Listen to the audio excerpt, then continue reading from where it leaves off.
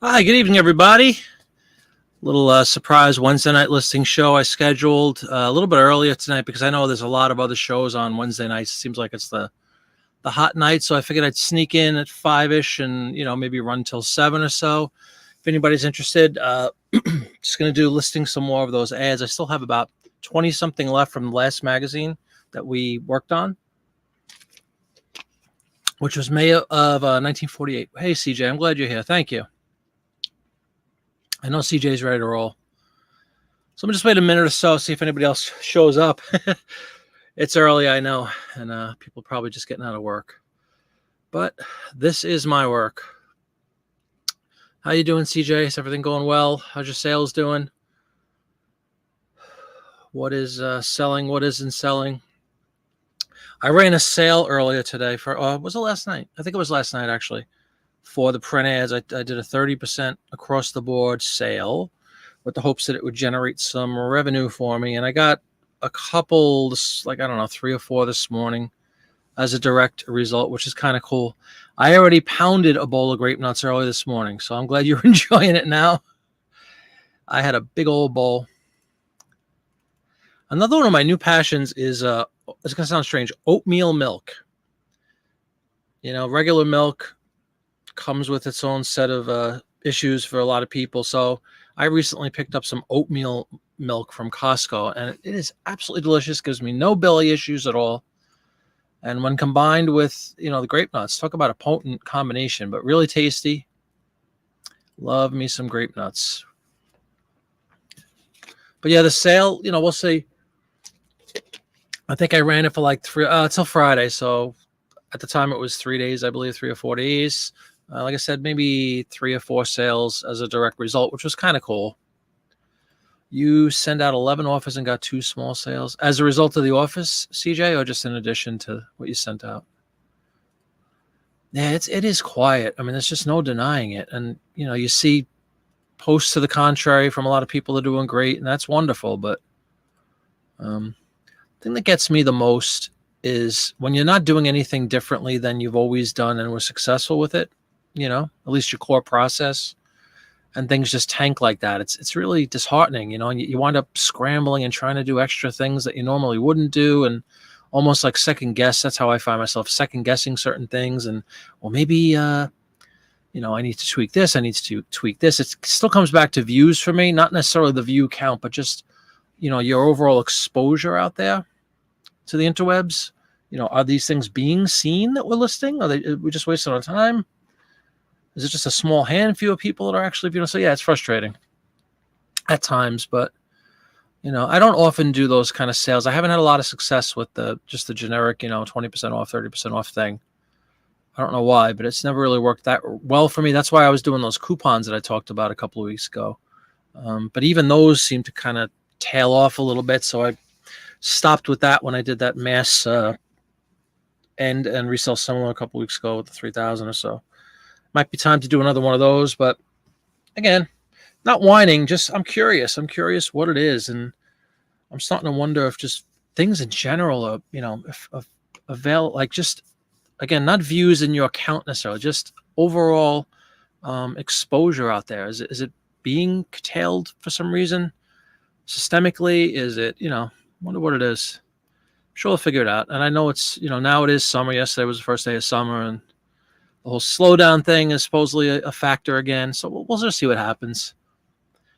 I'm not going poor or anything. It's just, it's not what it should be. I guess that's the best way to put it. And I don't know why.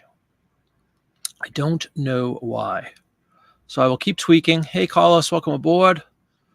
And keep listing, keep tweaking, see what happens.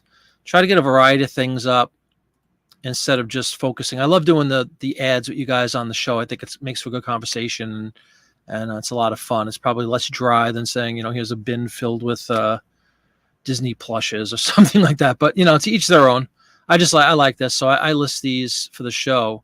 But I do, try to broaden my horizons, as they say, when it comes to listing. I try to, not just focus on listing thousands of postcards or hundreds of postcards and hundreds of ads. And I try to bounce around, do a couple of records, do a couple of ads, do some other miscellaneous junk we just have laying around that we want to get up. photograph. We still have a lot of photos I need to get up that I picked up at an estate sale. Oh, CJ sold number 8. Beautiful, man. Congratulations. And just on that note, I've been receiving a lot of really nice feedback, emails from a bunch of guys that watch the show, gals that watch the show, with questions and comments. And I really appreciate that. It's a lot of fun. I love interacting with everybody. So always feel free to write me if anybody has any individual questions or comments or suggestions, whatever it is. I appreciate it. I did a quick video this morning and put it up. I don't remember what time it was, but it was early afternoon, maybe late morning, about cleaning records, because I was doing my Whatnot show from Saturday night. Yesterday was Tuesday. It was the first mail day. So I recorded a video just kind of showing how I clean my records before I ship them and stuff. If anybody's ever interested in potentially getting a record cleaner, I really suggest it, especially if you do some volume in records. And it makes a difference, you know. And then just for your own personal collection, I have thousands of my own records that I've always just loved and cherished, and it's a good way to keep them clean and, you know, dust free. And you just watched the record thing? Cool, thanks, CJ. Yeah, you know, I'm not splitting the atom there. I'm just showing off a machine. I put a link to it. I don't get anything for that link. I just wanted to show everybody in case they're interested. It's relatively inexpensive as far as record cleaners go. They could be very pricey, and there's a million videos. You could, if you dare search in YouTube how to clean a record, you're going to find thousands of videos and thousands of different suggestions and thousands of secret formulas for a record cleaning solution. But, you know, I've tried a lot of them, and I've selected this machine. I don't know, 2 or 3 years ago I got it, and it's paid for itself 1,000 times over. So I think they're like 200 now, 250 maybe. I don't remember what the price is exactly, but the one I put up there was version number 5. There's a version number 6. There might even be a 7 now. I haven't looked in a while, but the 5 works perfectly well for me. I think the big thing with the version number 6 was like the machine isn't quite as loud, the vacuum isn't quite as loud, and I believe that the little handle that I show you in the video is a little wider or something. But outside of that, it's exactly the same machine, and definitely well worth it if you do a lot of records. I wanted to put a caveat out there because in the video I did mention vinyl like 3 times. You don't throw a 78 on there, and you don't use the cleaning solution on a 78 on a shellac record. It will destroy it. And those records, as we've discussed, are extremely brittle. So please use with caution. Just use it on vinyl records. It works on 45s. It works on 78 vinyl records if you come across those. And most definitely, of course, your LPs. But good stuff, you know. And I always, those again were Whatnot sales, and I wanted to make sure they were all cleaned before I sent them out. Deal Finder, welcome, man. Welcome, welcome. It's a little slow this evening. I started really early, so I wasn't sure what kind of crowd would assemble for this, but I appreciate you guys showing up. I'm going to list some print ads again. Just wanted to say hi to everybody, see if anybody had any thoughts or comments in general about reselling, any new strategies anybody's employing. How you doing, Deal Finder? Are you doing well with your sales? Are you slumping? Are you kind of normal? We're taking unofficial polls here tonight, just seeing how everybody's doing. If anybody noticing any trends, anything wacky, anything good? I did see a video today. Somebody was talking about the fact that eBay is planning on launching this, you know, basically the same thing as Whatnot, you know, doing live listing, which they used to do years ago, live auctions within the eBay app or the eBay program. We'll see what happens with that. I mean, if it goes well, I'd be happy to do that. You know, we'll see what the fee structure is and the technological aspects of it and all that. But definitely worth. Got to go to the post. A fixed office, I guess, was slow. You got to go to the post office, which is good. Was slow. Okay, you're doing a little better now. Great. Very, very cool. I missed everybody Monday night with the chat show. I had a concert on Monday night, a Beatle concert that I play in, so I wasn't able to come on at all. And my buddy Travis is actually out on the West Coast on vacation, so he wouldn't have made it anyway. I apologize for that. I should be back next Monday without question for the chat show. I'll probably be back on Friday for another listing show. I like the whole Friday night listing live thing. It's going well. But I just, you know, because I missed Monday night, I kind of had a hankering to get on tonight. I was thinking about doing a Whatnot, but I didn't have enough time to prepare for it. So I figured I'll just do a nice listing show, a fixed. I don't know. It looked impressive. I'm like, ooh. Hey, Puddings, what's going on? Down 20% June 1st, 11th, up 2% year over year from 12th to, well, you're just, yeah, if you don't mind explaining that a little more, tweaking titles, like just changing words here and there, deleting words, adding more powerful keywords or stuff, things like that. I did also puddings along that line of thinking. I did do, again, I'm trying to I'm all off because I had a show Monday night, Wednesday, right? So I guess it was Sunday. I went in and I raised the price of like 500 listings by $1 or something. I think it was $1. It wasn't the print ads. It was like another selection of just 500 items that I selected, and I raised it $1 because I know that that can sometimes generate, some good results.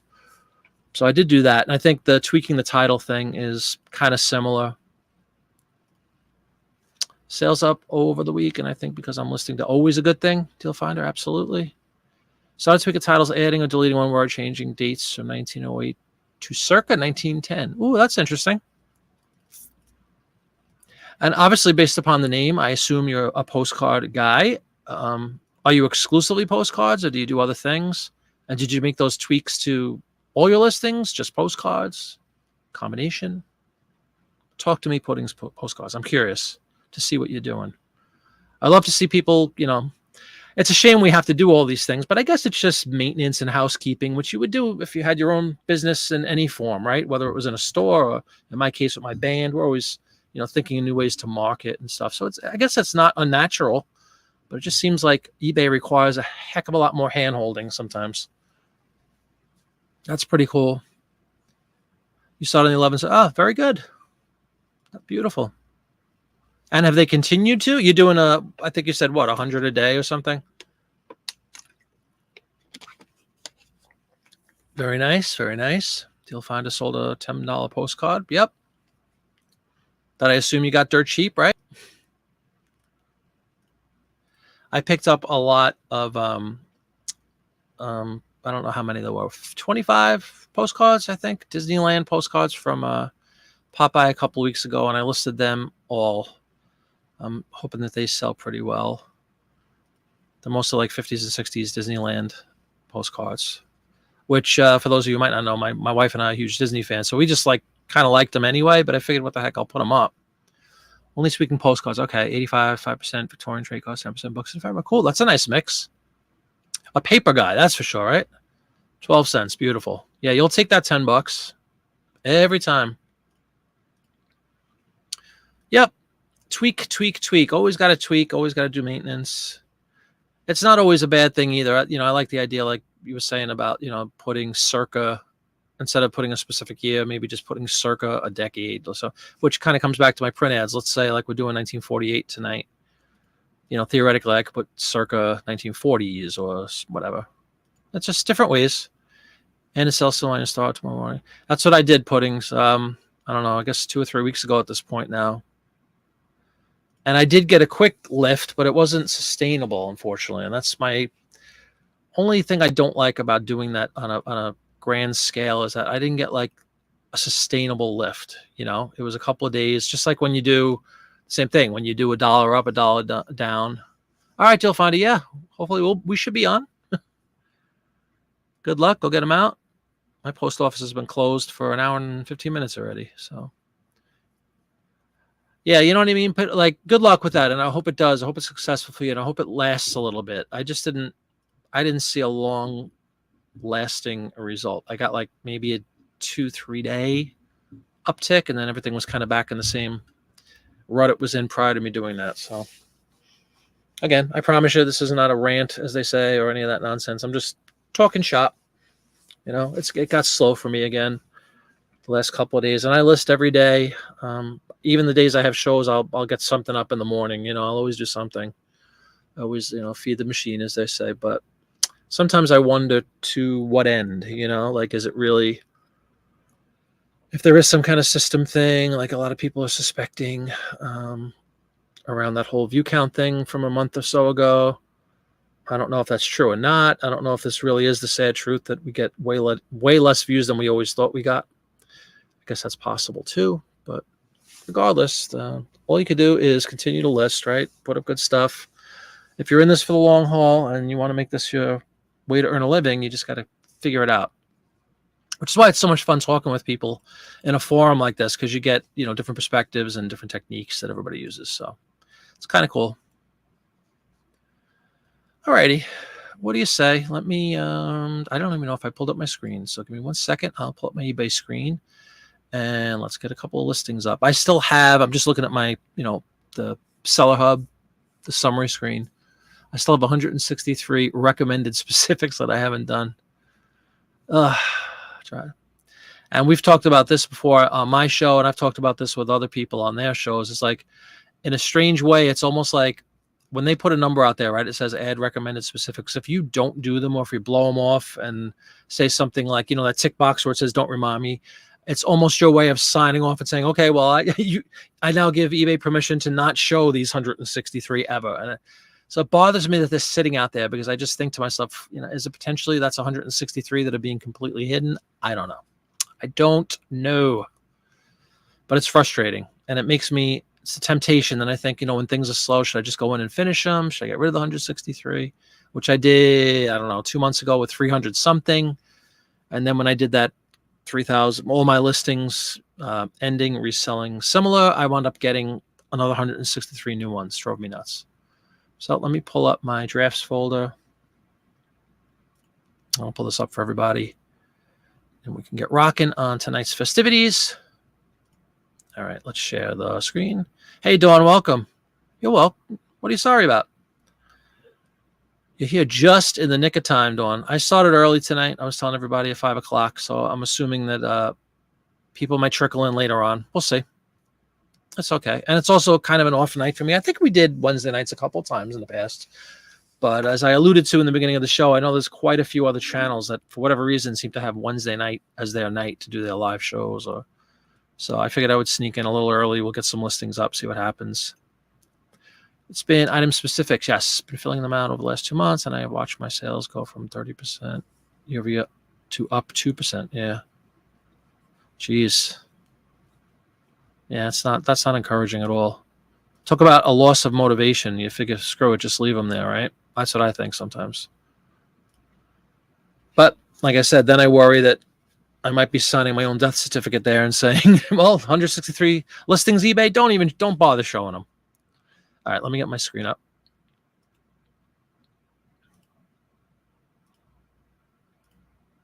Bam. There we go.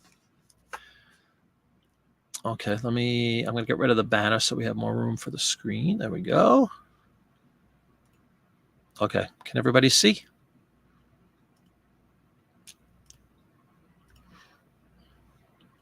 Wow, why does that look smaller to me? Does that screen look a little smaller to you guys than usual? I don't know why. Think you'll be up 10% or more year over year once I finish them in 2-3 weeks. Hope so, Puddings. Hope so. Is that your goal? Like, do you have a goal that you'd like to achieve year over year basis? Like a certain percentage you want to be up every year? Because what's inflation running right now, right? It's like a cost of living increase. It does, Dawn, doesn't it? Why, says the crowd, though? Why? There's nothing different, but it looks like a little bit smaller for some reason. Figure it out. Yeah, definitely. We'll want to hear about this boost. I'm just making sure I'm not doing anything differently. I'm not. That's the screen. That's what me. So it doesn't change anything.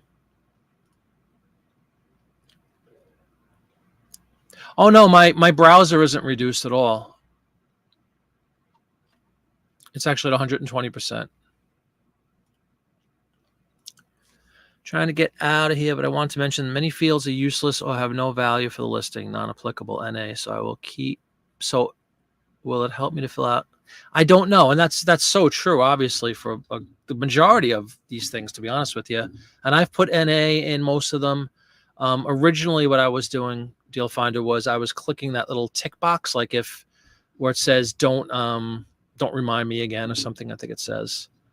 And I didn't know if that had any effect either. But I went in and that's what I did, actually. I would put NA when it wasn't applicable, some nonsensical requirement. That's okay. I mean, I could make it larger just for the sake of the screen share. Let you know what happens. Yeah, please do. All right, yeah, I'll try that, though, Dawn. It doesn't matter. I can make it a little bigger. And I think the screen's going to be. See? That's a lot bigger, but then we can't see the whole screen.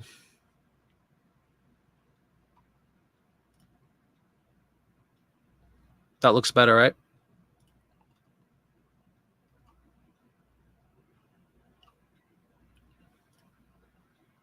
I'll leave it big. If there's anything that is too far, like, oh, maybe it is. Hold on. Yeah, like when I get to my description and everything, you can't see like the 20% of the right side of the screen, but that's okay.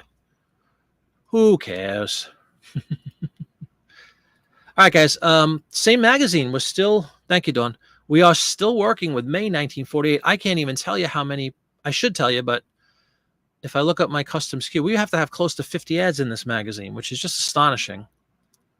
And again, do your math, 50 times even, my basic price is 15. Thank God for calculators. Is what? $750 potential sale value from this one magazine. Yeah, but then see, the thing with us, Dawn, is like, at least on my specifics, it's like, if you don't fill it in, it's going to keep coming back and saying they recommend you fill it in. And that's why I would put that NA, but I don't know. I have no idea if that's effective or not, or if it's essentially the same thing as clicking the tick box that says, don't remind me about it. I'm not sure. All right, but here is our first item, which, yeah, you could definitely see a little bit bigger, which is kind of cool. It is for, pull it up this way. Let me see if you guys still say, yes, you do. It's for Union Oil Company of California. California in general, puddings will tell you this. Postcard guys will tell you this. California is really popular for postcards, that's for sure. California is really popular for photographs, that's for sure. So my hope is that California is really popular for print ads. And this one, yeah, Union Oil Company of California. And then at the bottom, it says incorporated October 17th, 1890. What an ironic opening statement. Do you see this? Do the oil companies exploit our natural resources? No. Yeah, I know. That's what I'm reading on. So it's just kind of everyday scenes of America. Every so often, if the oil companies sold the oil last year, in other words, so theoretically, those are the titles. We can, if you want to read everything, you feel free to, but let me just start with the basics here. We'll go Union Oil Company.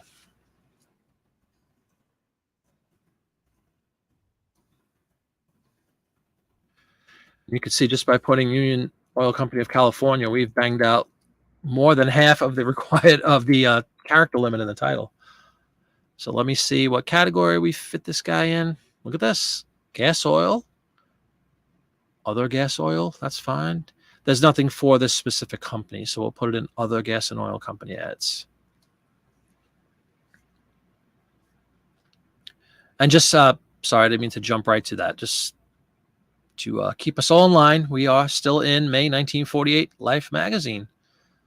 Got to be close to 50. It might even be more than 50 in this specific issue. So talk about a bolo. If anybody has a May 1948 Life magazine out there, carve that sucker up and make yourself $500 overtime.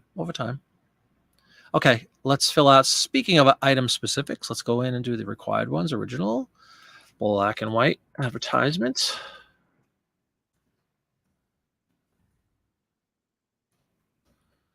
The brand is California, Union, right? Union Oil Co. of California. Yeah. Union Oil. Yep. It's not modified. It's United States. The theme is gas and oil. It's a print ad. I wish was a selection in the drop down, but unfortunately it's not. And we are in 1948. I'm done. I'll check out what you wrote in just a second because I have this gigantic screen in front of me. the font is like, woo. All right, cool. Let's see. Just wondering, if you run out of room, does Vintage still read? Annie, the legendary Annie, did mention months ago at this point, I think that she had done some sort of analysis and confirmed that, yes, VTG and Vintage kind of map back to the same thing.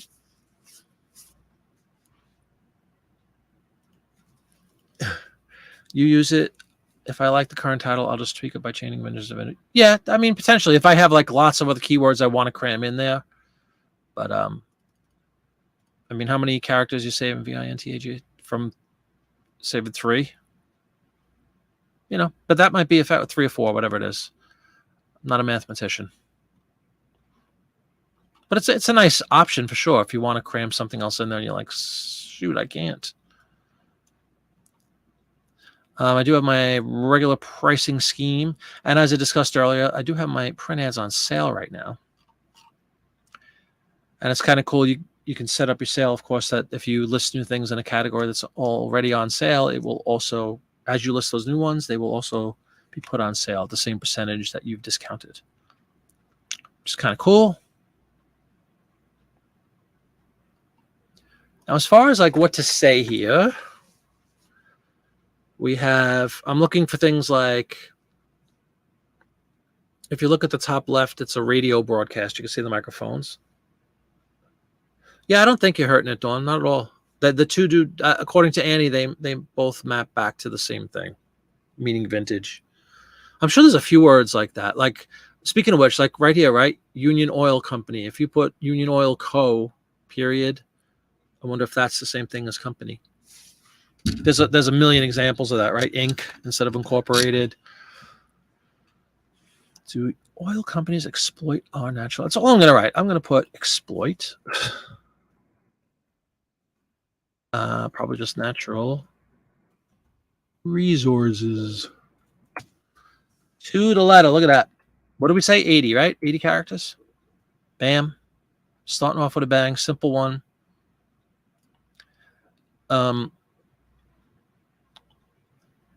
What do we have? 6 images here, right? 6 little mini images with all kinds of writing underneath.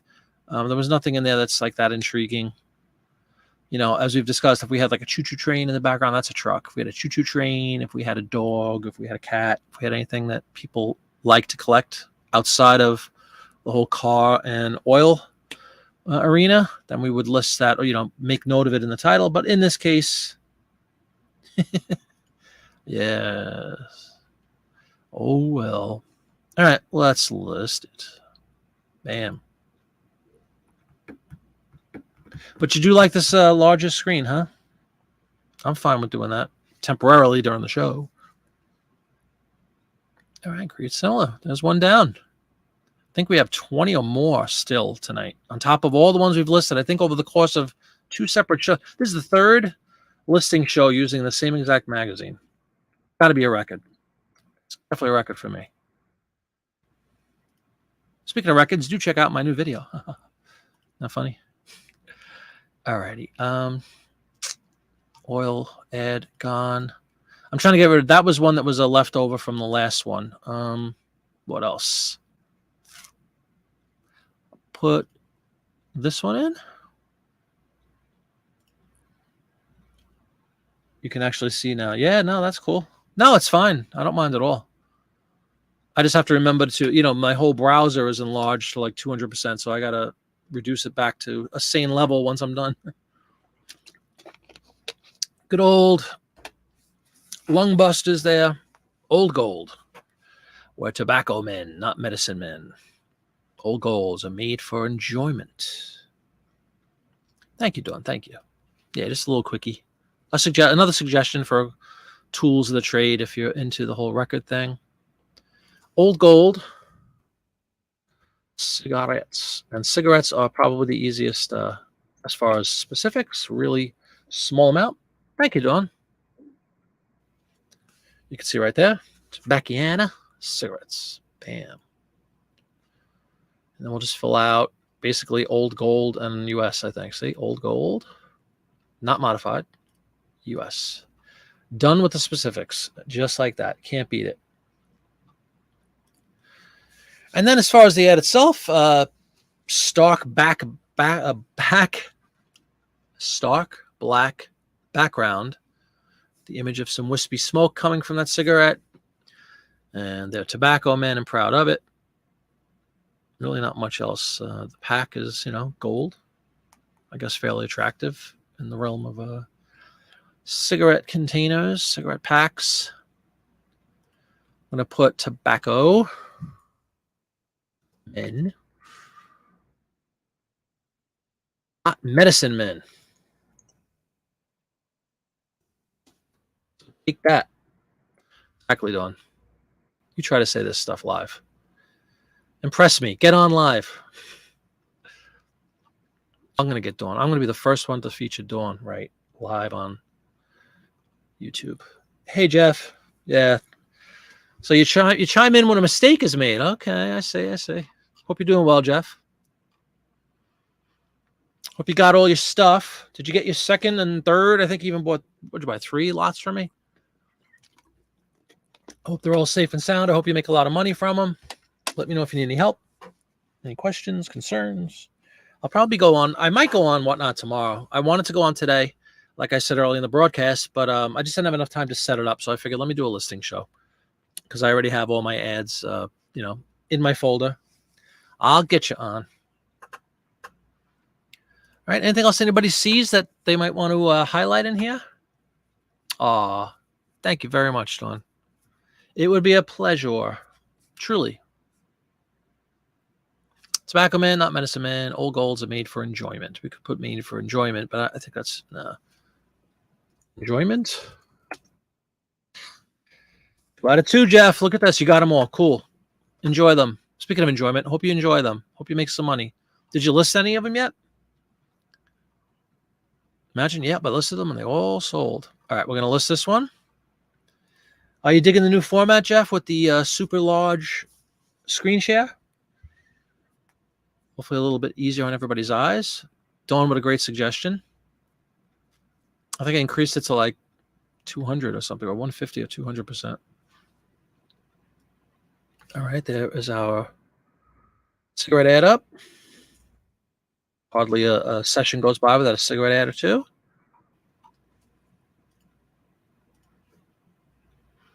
Okay, let's get rid of that one.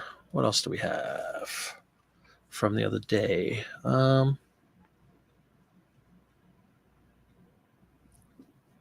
I caught a mistake on my own. Let me fix that really quick. I have my own internal store categories, and I think I left the category on automobiles from the oil ad. So let me just fix my internal store category to read cigarettes and tobacco.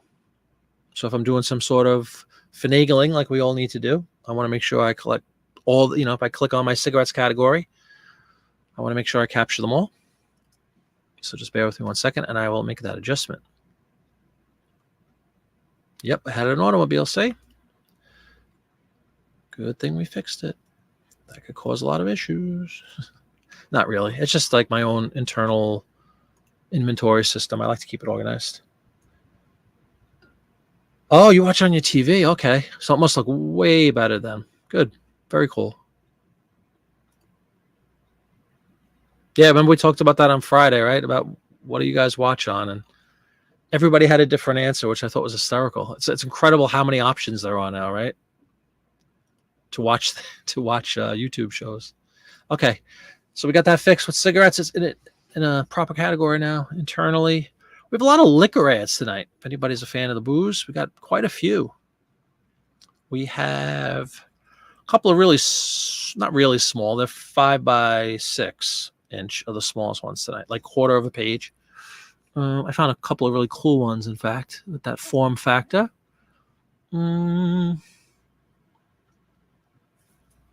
Let us see. Let's get rid of some boring ones early on, so we have more fun later on if more people show up. Del Monte. I think I joked about this at the end of the last show. There you go. Canned vegetables, everybody. I know it's heart-stopping stuff. Thank you, Dawn. Yes, please do hit the like button if you're enjoying it. I appreciate it. It just lets YouTube know that you enjoy this kind of content, and they can recommend it to other people. Thank you. Del Monte. Let's get rid of this one really fast. Unless somebody has some amazing factoid about Del Monte. Canned vegetables.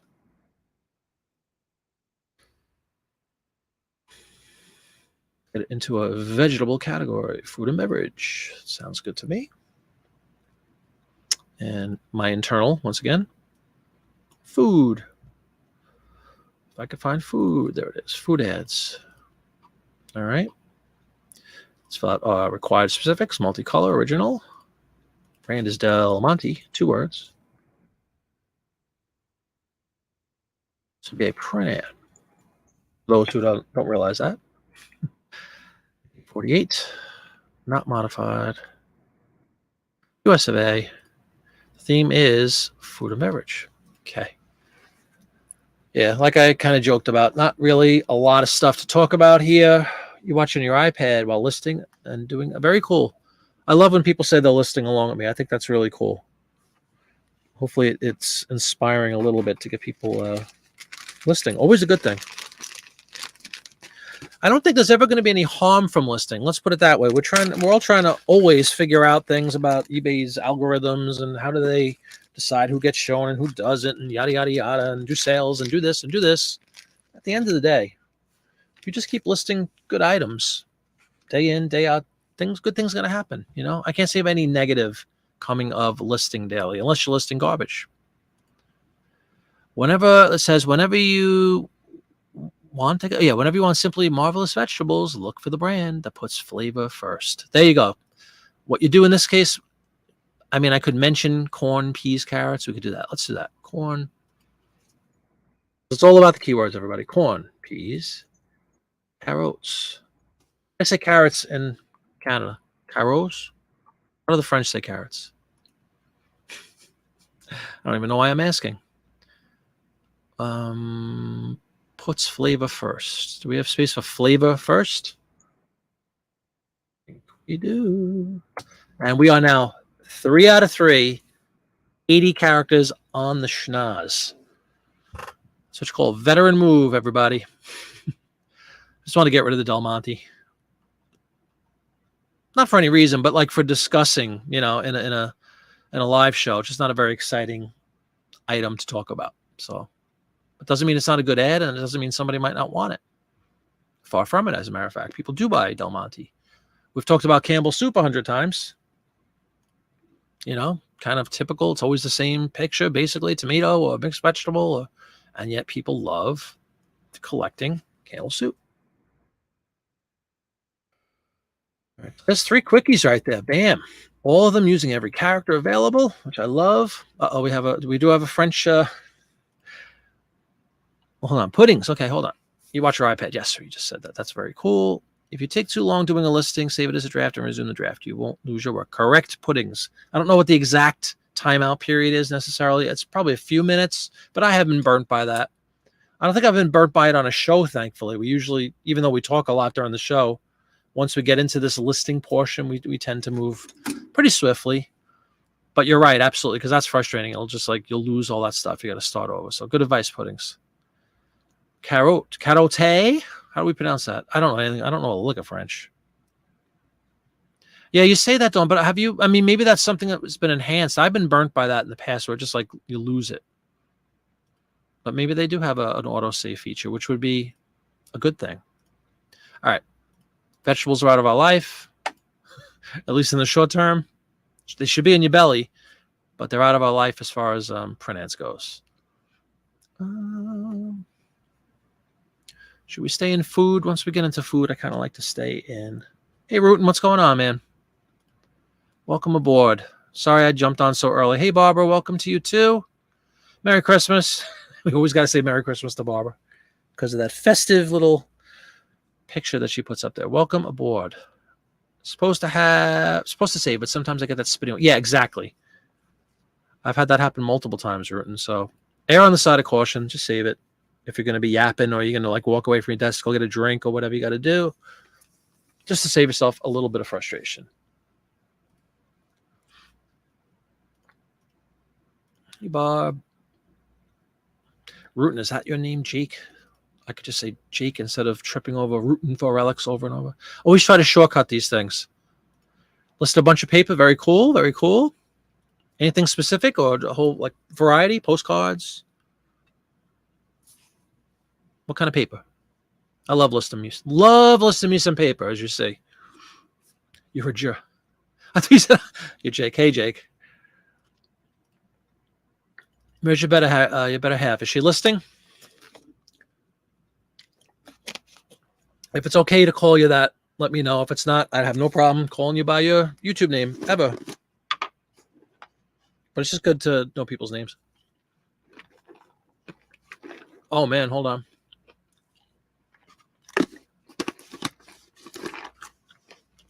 Shameless plug. Just a regular store brand. Roasted peanuts with sea salt. So good. A lot of protein. Just don't eat too many of them because they have a ton of calories if you eat too many. 47 Oldsmobile Dealer book. Oh, that's awesome. Did you list the whole book or did you part it out, as we say? Hey, Roger, welcome. Good to see you. We are still working with, excuse me, I'm sorry, I'm sitting here talking to everybody. True. Mom always said, don't talk with your mouth full, right? Oh, man, I love the presidential stuff. Hold on.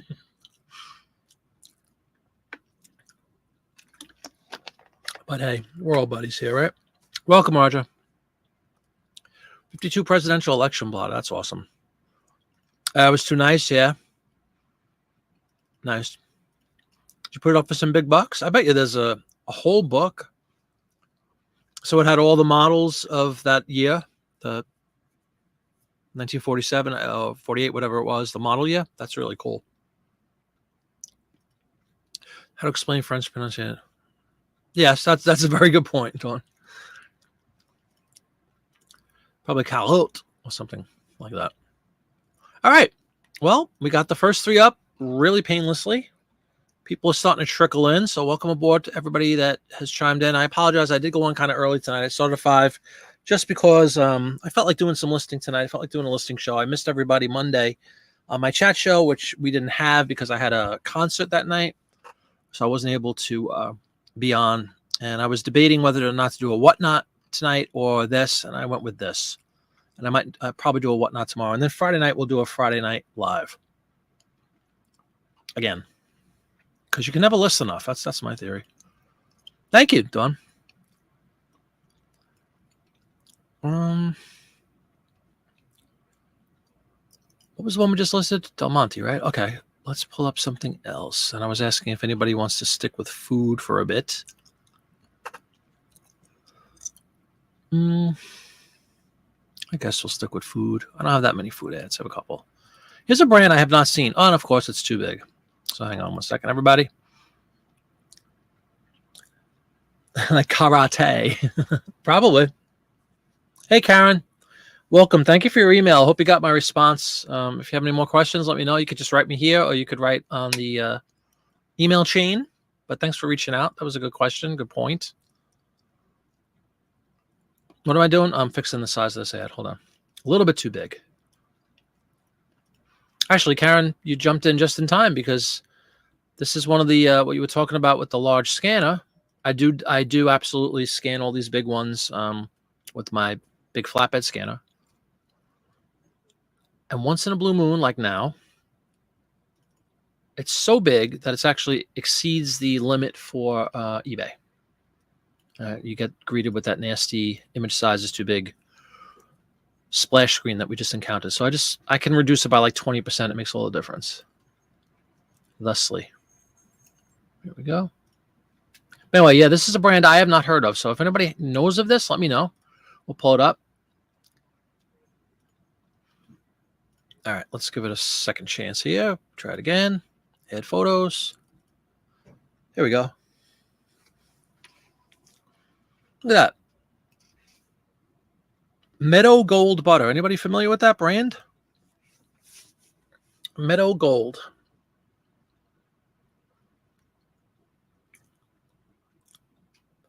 Which is part of the Beatrice Foods Company at the bottom left, if you guys can read that. It was celebrating their 50th anniversary in 1948, from 1898 to 1948. Something that typically I will put in, by the way, just so you know, before we even get into this ad, I will typically put something like that in. Yeah, me neither, Dawn. I'll put something like 50th anniversary edition or whatever. Little things like that might entice people, to come on in and take a look at it. But anyway, I'm not familiar with Mellow Gold Butter. Maybe it's a brand that's no longer around. Used to make the little ice cream cups when I got school when I was, hold on.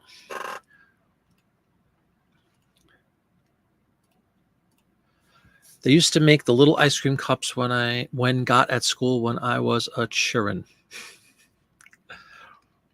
So what you're saying is they made the little like vanilla cups with the wooden spoon. That's kind of cool. Yeah, doesn't it? It's very a lot of a good use of they use a coloring agent in butter. Amaretto, is it amaretto coloring? I believe to make that yellow. Any of you guys ever had Irish butter? My God, it's so good.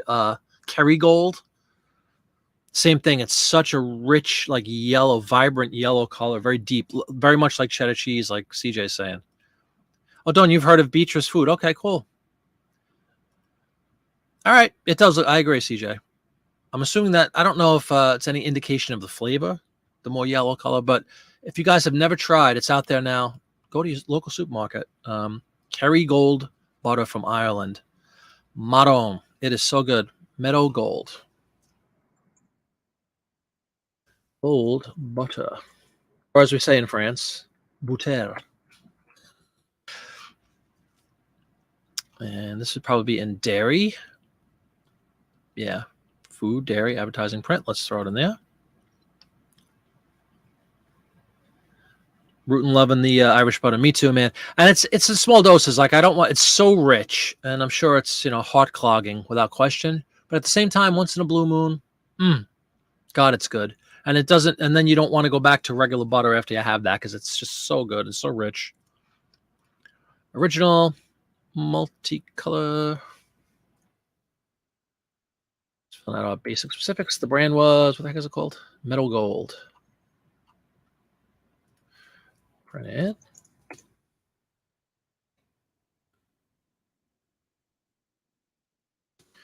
I can hear the footsteps of Mrs. Flippet upstairs, who is not supposed to be home right now. So if you see a quizzical face upon me, I'm wondering why she's home. She was supposed to be paying a very important visit to an office this evening to obtain some cash for us. So why she's home, we'll figure it out. Okay, specifics are filled out. The golden touch that puts the in mealtime. Beer. Don't right. Do you speak French in the household? Like, are you guys, what's the word? Multilingual? Is it like, I know the country is split kind of, right? In Canada, like Quebec, I believe, is where they're very hardcore French. And I guess certain areas are more than other. I don't know. But are you guys like multilingual? Did you grow up going to school and having to learn French and English? I bet you did. I think that's kind of cool. All right, Beatrice Foods, as Dawn said, she has heard of. Rutan has indeed had Meadow Gold ice cream cups in school when he was a children. And you can see down here, actually, there is, let me blow this up on my side. I'll read. There's some other products at the very bottom of this advertisement. CJ, what you were saying, they make American cheese. And here we go, Rutan. They have a little pint of Meadow Gold ice cream, very cool. Meadow Gold milk. And they also make a salad dressing. Very nice. Do they still exist, everybody? Anybody know if these guys still exist? They've been around since 1898. So that's a nice run. Even if they're not around anymore, it's a pretty good run, wouldn't you say? They made at least the first 50 years. All right, does anybody see anything visually that we would want to throw into our title? If you take a look at this ad. What would you guys put? What would you highlight?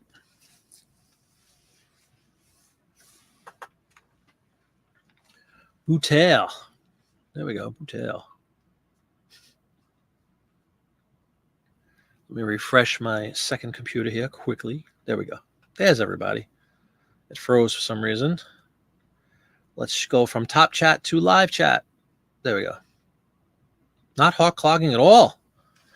Yeah, oh, please, margarine is putrid. It's just bad oils. Does anybody eat margarine anymore? No offense if you like margarine, but not a healthy product.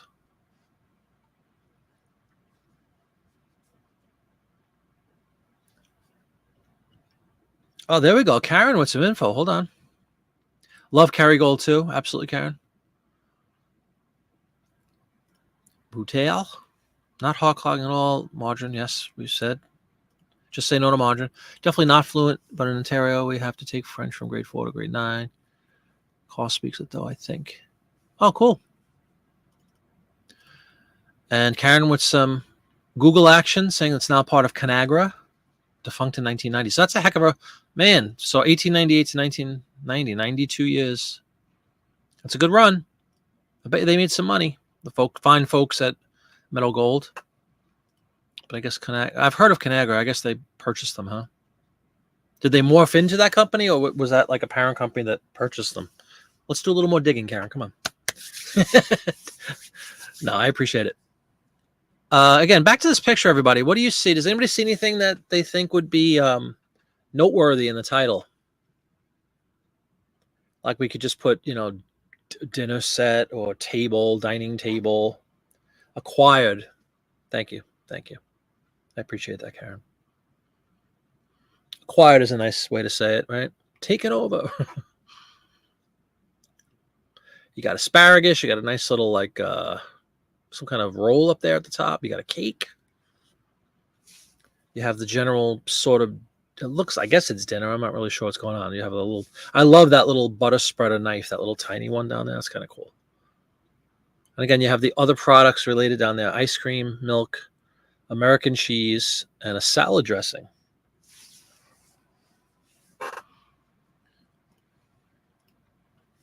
Musicals go back and federal employees needing to be bilingual. Oh, yeah, that would make sense.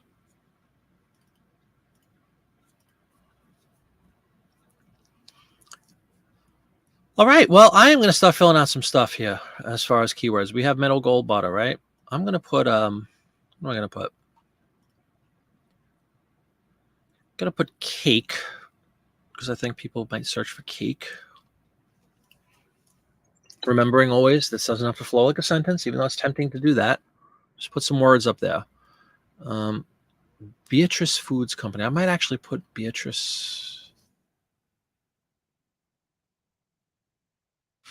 Foods. I'll just put cake. I don't think asparagus is a highly searched term. Ice cream is, though. Ice cream is a big one. I'll put ice cream. And what else do we got? We got butter, ice cream, milk, and cheese. So milk and cheese, what would you guys put? So we get all the dairy products basically in one title. Milk and cheese. Don't make me put I've never done this. They have the option on YouTube. You could create a poll.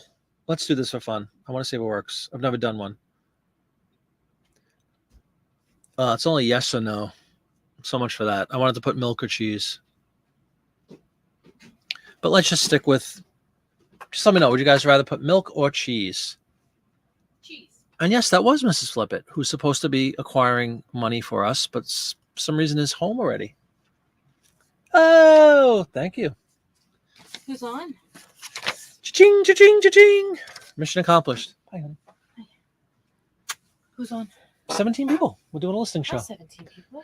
Dawn is on. Cheese. Cheese. We got 2 for cheese. Cheese. Always cheese. Always go cheese, right? Yeah, but I agree with both of you, by the way. I would do cheese. All right. So we will finish this guy off with cheese. Left 2 on the board. That's okay.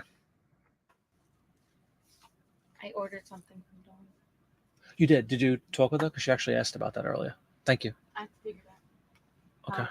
We're going to get it. How we're going to do it. What we're going to do.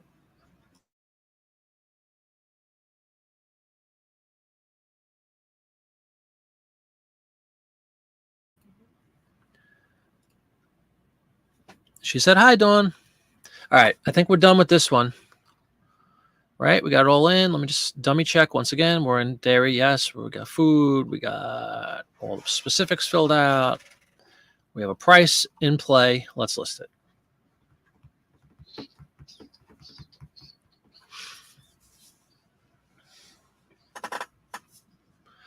All righty. Next one up.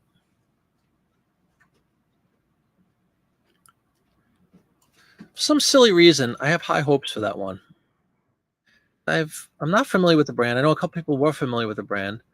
And sometimes that's a good thing when you're not, it's not Coca-Cola. It's not something that's so widely accessible. There might be some people that are like, that really enjoy the product. Was around for 92 years. I'm sure they have a bunch of, and not that long ago was it canceled. So, I mean, I think we're going to find a good group of people that are looking for this stuff. So I bet you that one sells sooner than later, actually. At first glance, you might think butter. Who cares? Nope. Alrighty. Food. Let me see if we have any other food. We do. This one's kind of funny, actually. Speaking of French, I assume this is a French word. A little chicken fricassee, everybody, from Swanson. How about that?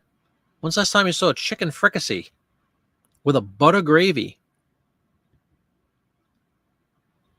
Yes, Rutan, that is correct. Do you remember the days when milk used to be delivered to our doorstep when I was a kid? In glass bottles in a metal cage that we had to put out, and whenever it was milk day, the milkman would literally come and put these cold glass bottles of milk onto your front step, which you would have to bring in swiftly so that it wouldn't spoil. Until that was true though. We had that where I grew up till I was like, I don't know, maybe 12 or 13. I think maybe they stopped it, but it was common practice for many, many years. But anyway, yeah, chicken fricassee in a can. And it has a serving suggestion here to put it over a little white rice with some pimentos. I never know, everybody knows Swanson, right? They made TV dinners, of course, more recently, and lots of other products. Yeah, canned chicken, Karen. Fear the canned chicken. It's like, yeah, exactly. It was popular, chicken fricassee. You could order it at a restaurant. I just haven't seen it in years. But Swanson, I had no idea it was out of Omaha, Nebraska. So that's a learning experience to me. And then it says Thrifty says Penny the hen. So we have at the bottom right, over the word fricassee, we have their little, and it has a budget book, their little icon or whatever is Penny the hen. Yeah, Karen, I agree. Probably nasty. But at the same time, who knows? Maybe it was good. Swanson, who I attribute to frozen dinners, but we're also known for their legendary canned chicken. I spelled fricassee right? You got to be fricasseeing me. Anthropomorphic. Yeah, good one. Great word. Great Don the Auction Professor word. But very true. Let me get us into a category. We'll just go other food and beverage. That's fine with me. Huge keyword. Absolutely, Don. Correctamundo.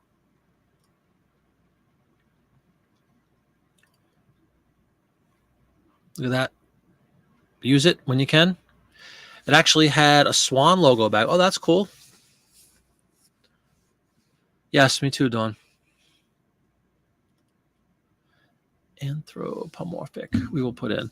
But I'm going to put her name in just on the off chance that somebody might be a collector of that hen, whatever her name is.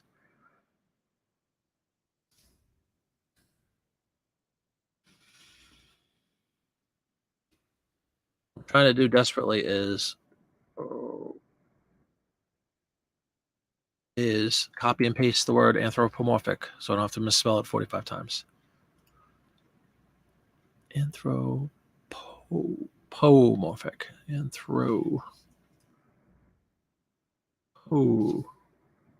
Or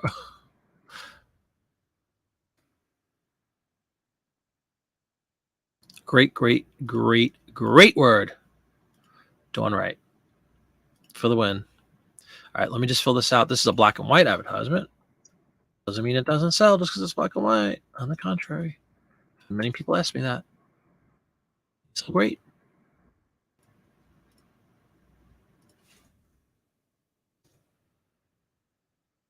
They make Swanson makes chicken pot pies too.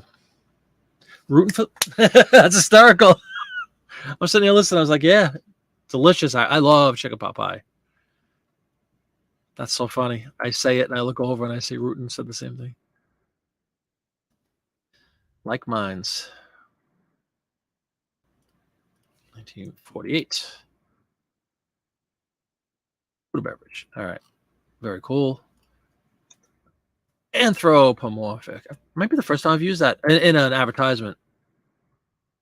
Come up a lot in postcards and in Victorian trade cards. First time I think I've used that word. Great mimes, yes, exactly.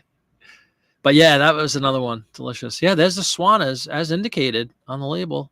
No, it's not a swan. That is the same chick. It is Penny the hen. Speaking of Penny the hen, how do we not put Penny the hen? That's a unique advertisement in my book. Kind of cool. You don't see them every day. Chicken fricassee. When's the last time anybody, if anybody has ever had it, when's the last time you had chicken fricassee? All right, we're going to let that one go. Good stuff. Again, thank you very much, Dawn, with the anthropomorphic keyword. Sure, it sucks up a lot of characters, but it's a very effective word. Powerful. Powerful. Rocking and rolling. We're knocking these down tonight, which is a beautiful thing. I want to keep doing the same magazine for another show. All different ads. A lot of money in this magazine. Who'd have thunk it? I don't even remember who's on the cover of it. But again, Bolo, anybody sees a May 1948 issue of Life magazine, pick that up. I don't care who's on the cover. I don't care what articles are in there. You're going to get 50 ads out of it.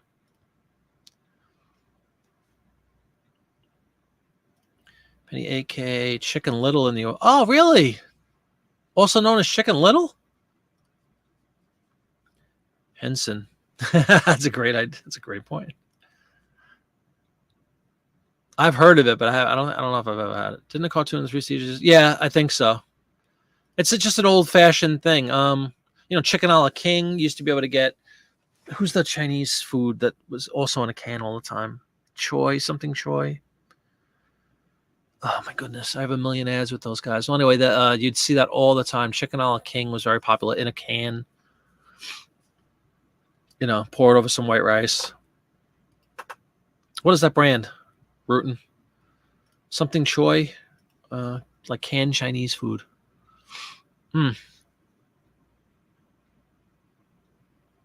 I can't think of it. It's going to drive me nuts. I'm sure somebody else will help me, I hope. But anyway, that's another really popular. Chungking, sure. Wasn't there something with Choi? La Choi. That's the other one. Great job, guys. Yep. La Choi was what I was thinking of. But yeah, Chungking, absolutely. Yep. Great job. Popular. Good ads, too. But yeah, you'd see it all the time, right? Chicken a la King and what's the really cheap dish that everybody used to get? I'm telling you, words escape you over time. Chicken. Not a la King. What am I talking about? Chicken. What was the can? Chicken, not suey. Chop suey. What is the chicken dish? Hold on. Now we're going back. I got to pull up one of my ads.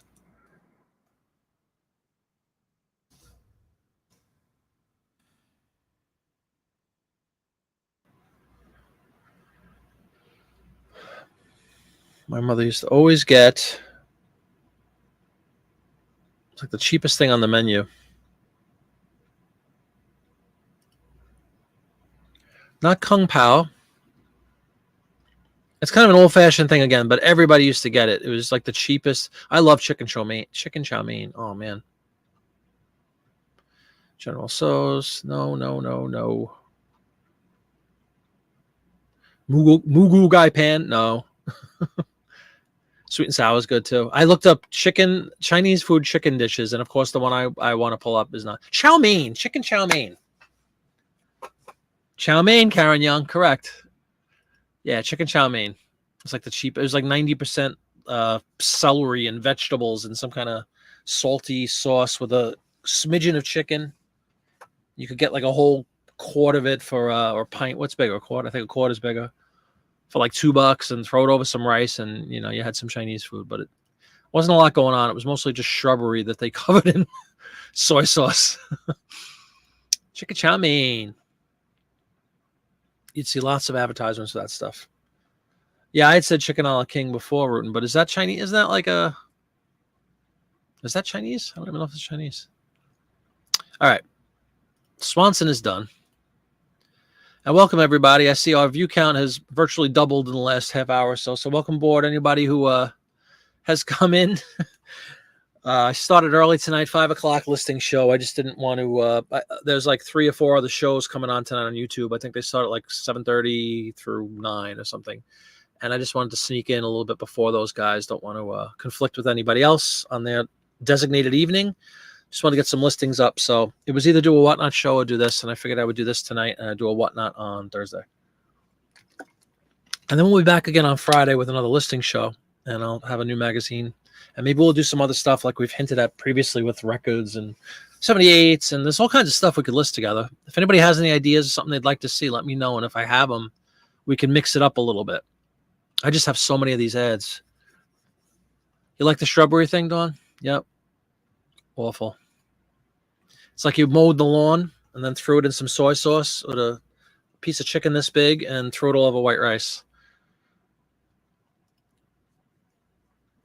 The salt has preserved you. Hey, Jim. Meadow Gold Headquarters, Hawaii. Oh, really? Okay, cool. Welcome, Jim. I think you're a new subscriber, right? I just saw your name pop up. Welcome aboard. Nice to have you. They're out of Hawaii. Very cool. Welcome, welcome. You need to learn about 78s? You want to go through some, Rutten? Well, I'd be happy to go through them. Maybe we'll do a 78s. At least we'll have a component of the show with some 78s. I'd be happy to show you, like how we look them up. Things to look for, things to exclude. There's a label. I'm going to give you a really quick one. If you come across, and you will come across, if you're dabbling in 78s, you're just getting started with 78s, right? And you see them, they're usually dirt cheap. You find them everywhere under the sun. You see them in estate sales a lot. You see them in antique malls. You see them everywhere. People generally, they've fallen out of fashion. They're an old technology now. They require a special record player that plays 78 RPM, which is not very common anymore. Although I did mention on my last show, if you pick up some of those cheap briefcase style newer record players that are like, what did I say, 20, 30, maybe up to $50, a lot of them do have a 78 RPM capacity, which is awesome. So if you wanted to test them out, you could use that little cheap record player. Just make sure that they play cleanly. Hey, Eric, welcome. What is going on? Rock and roll. Eric was digging my, I did a record auction the other night on Saturday night on Whatnot, my first record auction. That was kind of cool. Got a bunch of new people into my Whatnot. I hold the whole record community thing, as opposed to the paper people. So it was kind of cool. So now I have, a couple of different groups that I can appeal to, hopefully. Oh, that's cool. There you go, Rutten. Well, anyway, yeah. What was the point about 70s? Oh, I wanted to show you guys, we always talk about bolos. And one of my favorite videos by my buddies, $1 Million Peddlers, they did a anti-bolo show, which I thought was really witty. Anti-bolo YouTube video. Well, this would definitely be an anti-bolo for 78s. Let me try to pull up a picture. I'll show everybody. Here it is. Now, pay no attention to the condition. I just said these are just pictures I have of records that I've taken scans of. Okay, we'll pull this one up. I'm going to pull it into this listing artificially just so you can see it. And I'll tell you why you want to avoid this is an anti-bolo. If I may borrow that expression. I liked it, so I'm going to borrow it. People are always stealing this stuff anyway. All right. This is the label of a 78 record. Wait for everybody to pick it up. Anti-bolo was a no-low. There you go. I love it. Yeah, here's a no-low. See that guy? Let me pull down the comment just so we could see it all. But I love that. The no-low was hysterical. All right, you guys see that, right? The bane of all 78 lovers' existence are the red label Columbias. This is a Columbia Records, CBS later on, but Columbia Records. Actually, there's a CBS icon up there. I didn't notice that. Well, anyway, Columbia Records, incredibly overproduced is the word I'm going to use. And, you might be drawn to, wow, it's, Al Goodman and his orchestra. If you see Benny Goodman, Benny Goodman is, of course, a legendary composer, band leader from the 40s, 30s. Sometimes you're drawn to who's on the, Bing Crosby was on this or whoever. Columbia, red label Columbias, you want to avoid like the plague because they are so incredibly oversaturated and they don't sell and they don't sell for any money. And you'll see them in great abundance. Look for scarcer labels. Again, we'll talk about this more if we do a 78 segment or if I do a video, but just to tease it a little bit and give everybody a warning, a no-low. Red Label Columbia. Take a look at that. Do a screenshot if you have to do it. If you're on the TV, get your phone out, take a picture. Nolo. Don't grab Columbia Red Label 78s. They are incredibly oversaturated to the point of obscenity, and they don't sell. You don't make any money on them because they're just so ridiculously overproduced. All right, so there is our first one. Yeah, you'll see them everywhere. That's the thing, Rutan. You will see them. They are probably the most common things. It's like I'm trying to think of a parallel to some other product, but like it's just so ridiculously overproduced is the word. They produce them. Noted, Dawn. All right, Red Label. Everybody got it? Red Label. Columbia Records. Just talking about 78s. I'm not talking about vinyl. I'm not talking about other like 45s or anything, but this specifically, Red Label, Columbia 78s, Nolo. All right. We'll get into more detail when we do a little 78 listing, but I just figured I'd throw that out since we were talking about it. I actually scanned. The one cool thing about that flatbed scanner, again, is you can do scans of records sometimes. Like it actually fits, certainly fits 45s, it fits 78s. Then you get a really high resolution image of the label, which is kind of cool. All right, let's get back to our world of advertisement. If I can get myself out of my records, yes, I can. So welcome aboard to everybody who's joining the last half hour or so. Hope you're having a good day. Hope your sales are going all right. All right, Swanson. Let me get rid of Swanson. Do we have any more food ads? We figure we'll bang out the food ads, then we'll go to something else. Clorox is not food, right? No, Clorox is not food. Here's a cool one. Another old-fashioned item. No, Rutan, correct. Hold on. Correct. Not the top feed scanner, not the duplex scanner. I have a big old flatbed scanner that I talk about all the time on my shows, and I think I have it listed on virtually every video. The thing is, like, it's 18 inches by 12. It's called a Plus Tech Optic Slim. I use it for all these ads, all these larger ads, and I also use it for 78 records and things. Like I said, you get a nice, you could do like 1,000 DPI if you want it. That's too big, but 200, 300, 400 DPI record label is really cool. And it's a lot easier than hovering in a light box, and it's just nice and straight, But yeah, not the top feed scanner is correct. You do not want to put your record, as we've discussed, and we will discuss at length when we start listing these together. 78 records, the shellac records, which were very popular from 1890 something with Thomas and Edison until early 50s, I think is when they started making the vinyl ones. So for a good 50-year span, they're made almost exclusively of shellac. And I'm talking about actual shellac, like you would put on wood stain. It's a thin, incredibly brittle, incredibly delicate product. So Rutan pointing out the obvious, but you know what? Sometimes it's not obvious. People, do not put this in your duplex scanner. You will have very bad. You probably destroy your scanner. You will definitely destroy your record. So good advice. Well, anyway, anybody recognize this one? Juji Fruits. Look, that's like a classic candy. Why that's a black and white ad? This should be in color, shouldn't it? It would look a lot better. Made from insect, hence the term shellac.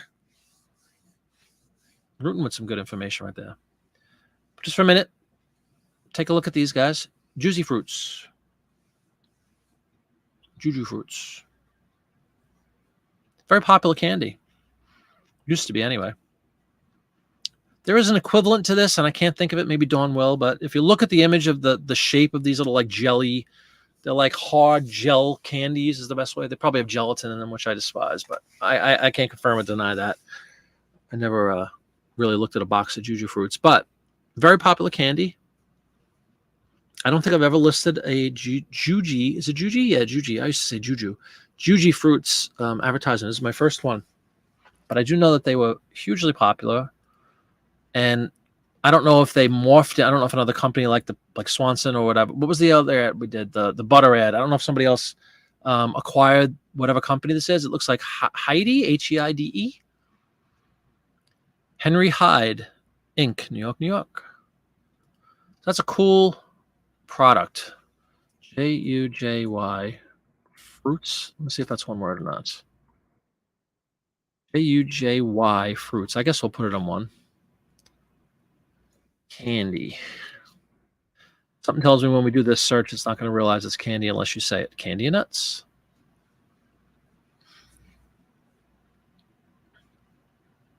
Juji Fruits, candy, finished print ad. This is a black and white advertisement, clearly.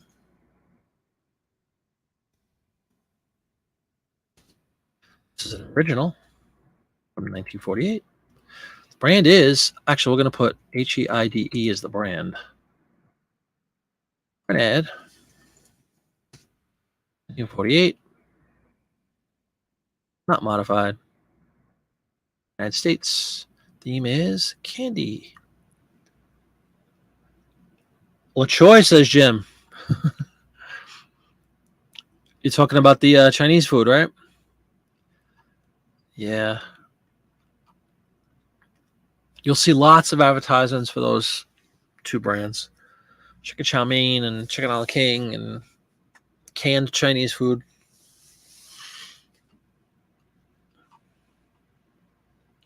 You know, the whole notion of having pre-cooked and prefab food was still pretty new by the 40s. You know, people used to make food, and this fast food basically of the time was, you know, canned chicken and all that nonsense was considered, you know, quite a luxury and would save hours and hours in the kitchen, but at the cost of nutrition, I'm sure, and God knows what they put in these cans and all these juji fruits. But one of the fruits is supposed to be asparagus. Yeah, chow mein, exactly, Jim. Miniature jujubes. There you go. That's a British too. Well, you're in London, sort of, right? Is there a British contingent there, by the way, Dawn? Like, did Brits live in that area?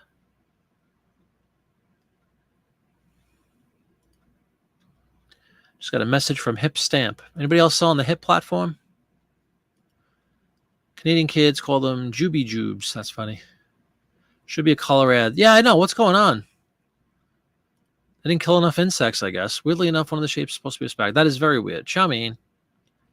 Hard noodle. Yes, exactly. In the same can. Yep. They would be like in a separate canister. The crunchy noodles that you pour over your canned chicken chow mein, which tasted like tin. I did have it when I was a kid. We used to have it once in a while, but not for long because they were just nasty. Kind of like Chef Boyardee and all those things, and, you know, Franco-American spaghetti. Ugh. Just loaded with salt and preservatives, mush, tasteless, fake spaghetti, SpaghettiOs. Awful. Awful. All right. Well, there's our Juji Fruits. Juji Fruits. It should be color. I totally agree, Karen. However, it's not. So we have to work with what we have, right? Okay. You notice I haven't deviated from my usual price on any of these yet because I don't see anything that warrants it yet. If you want more information on my philosophy with pricing, check out on my YouTube channel. Check the playlist, Vintage Print Ad Series, 7 videos. I don't know if it's the last one or second to last one. I talk about pricing ideas, concepts for these ads. But I have not seen anything that jumped off the screen as far, you know, that warrants a price increase yet. I'm hoping to. But I'll still take $15 for these stupid sheets of paper, as Popeye says. Oddly, one is asparagus. It almost looks like an eggplant on one of the other ones. I don't know. God only knows what these things are. It really would help things if it was colored, though. You're totally right, Karen.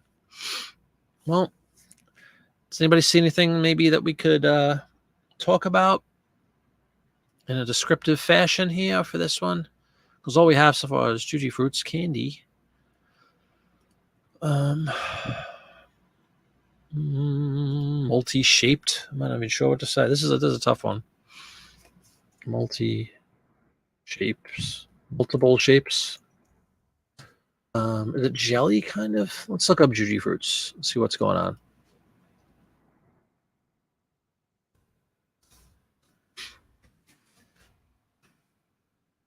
Juji Fruits. You can still get your Juji Fruits. They're originally made by the Hyde Company, which started by German immigrant Henry Hyde in 1869. The brand changed hands a few times, and today they are made by the Ferrara Candy Company. All right.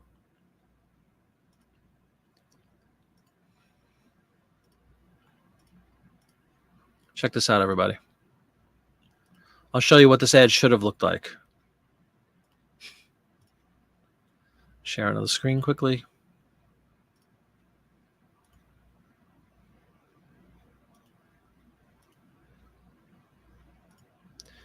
This actually really might help us identifying these pieces. Look at that. That's what we should be looking at. You see, it says Heidi on there. Hide.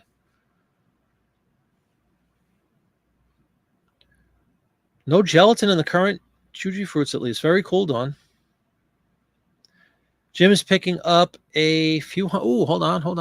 That always trumps anything I'm showing visually here. Conversation. Tons of cities and streets in Canada named after British ones, right? British Columbia. I'm sure there are British people still here. This region of Ontario has a lot of Dutch, German, and Portuguese. Ooh, interesting. That's awesome, Jim. A few hundred, huh? That's what kickstarted. If you've watched any of the videos, I know you're a new subscriber. Check out that series because in the first episode, if you will, I talk about that. Our very first, what got me into this whole thing, this whole niche, is we scored a 650 Life magazine haul from a gentleman out in Pittsburgh, Pennsylvania, which is like a 5 or 6 hour ride from me. And we drove out and we picked him up for nothing, for like it wound up being what, $300 or something for 650. So like less than 50 cents a magazine. And this was, I guess, 3 years ago now, and I still have a bunch of them to go through. But I part them out, as we say, jokingly, but I do. I rip them apart and I take all these ads out. And in this instance, this specific magazine, this is the third show now I've done with the same magazine, and we're over 50 advertisements from this one issue of Life. So good luck with that. A few hundred will serve you well. You'll make a fortune. Hopefully it's a good price. Get them cheap. But let me know how that goes, man. I hope you make a lot of money. That's good to know. They sure do, Dawn. Yummy. Yeah, that isn't a much more like enticing corn syrup. Equally nasty, by the way. Corn syrup is awful, but I think gelatin's worse. Well, anyway, that's what we should be looking at. So just visually, like I'm just trying to think of like some keywords because there's really not a lot to go with. I'm blowing up this colorful image, and like I said, it says HEIDE on one of the the brownish black candy. This one looks like it's shaped like a fish. Who was saying asparagus? I don't see an asparagus shaped one. One almost looks like a pepper, but maybe it is. One looks like a pea pod. Ooh, Karen, that's a good one. Fantastic. Hang on. That's a really good one, Karen. Thank you. Movie box candy. I love it. Wouldn't have thought of that. I'm going to pull up the listing again. Thusly. There we go. I love it. Karen, we're phenomenal. I'm going to put movie box. I like the. Oh, I love black licorice. What's wrong with you? You Canadian, you. Love licorice. Movie boxed. Maybe we will just do a little bait and switch here. We'll get rid of candy in the initial category because we got it into a candy category. Juju fruits. Movie boxed candy. Love it. Thank you, Karen. That's tremendous. Very helpful. And then I don't know if we wanted to say something about the shapes. What do we say? We had a fish, which just doesn't look like it should fit in this line of writing here, you know? Movie box candy, all these yummy things. Fish. Kind of sticks out. I might actually just leave it at that. I don't think there's really much more. We got boxed, which is good. Maybe I'll put New York. I'm going to put New York in there because whenever I get a chance to do that, I do. All right. That's the Juji fruits. Should have been in color. Here's a rare case where I really do think that the black and white ad might hinder this, you know, might make it a little less appealing because you can't see the colors. It's like, come on, folks, get with the program here. But we will list this one. Hey, Lake Erie, welcome. All the candy everyone hates, like candy corn. Oh, I love candy corn and circus peanuts as well. Circus peanuts, I can only eat one or two, and then you get that kind of like, you know, that overly sweet, sticky nastiness. But the first one or two are really good. And I love candy corn on Halloween. But only at Halloween. You don't see the Do they even sell candy corn in June? I don't think so. But welcome aboard, Lake Erie. All right, we got that one up. Moving and grooving here, 6:30 already. We'll see how long we go. I know some buddies are coming on a little bit with their shows. Like I said, I don't want to conflict with anybody else. It's not what I am here for.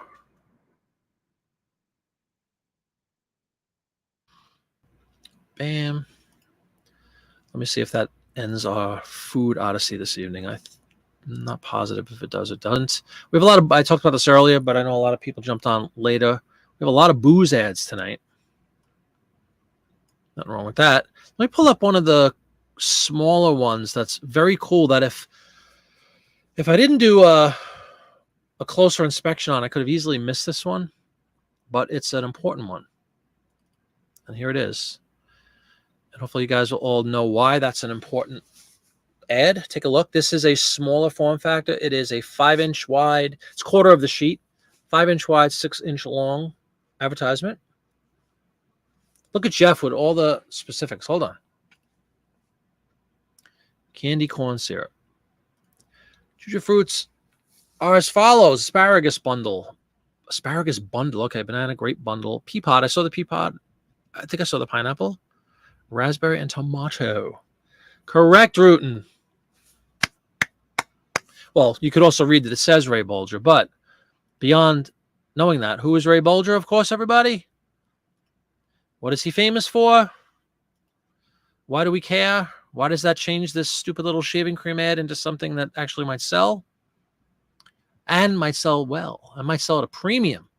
Here's my first uptick. Let me just, what is the brand? It doesn't even matter. Williams Luxury Shaving Cream.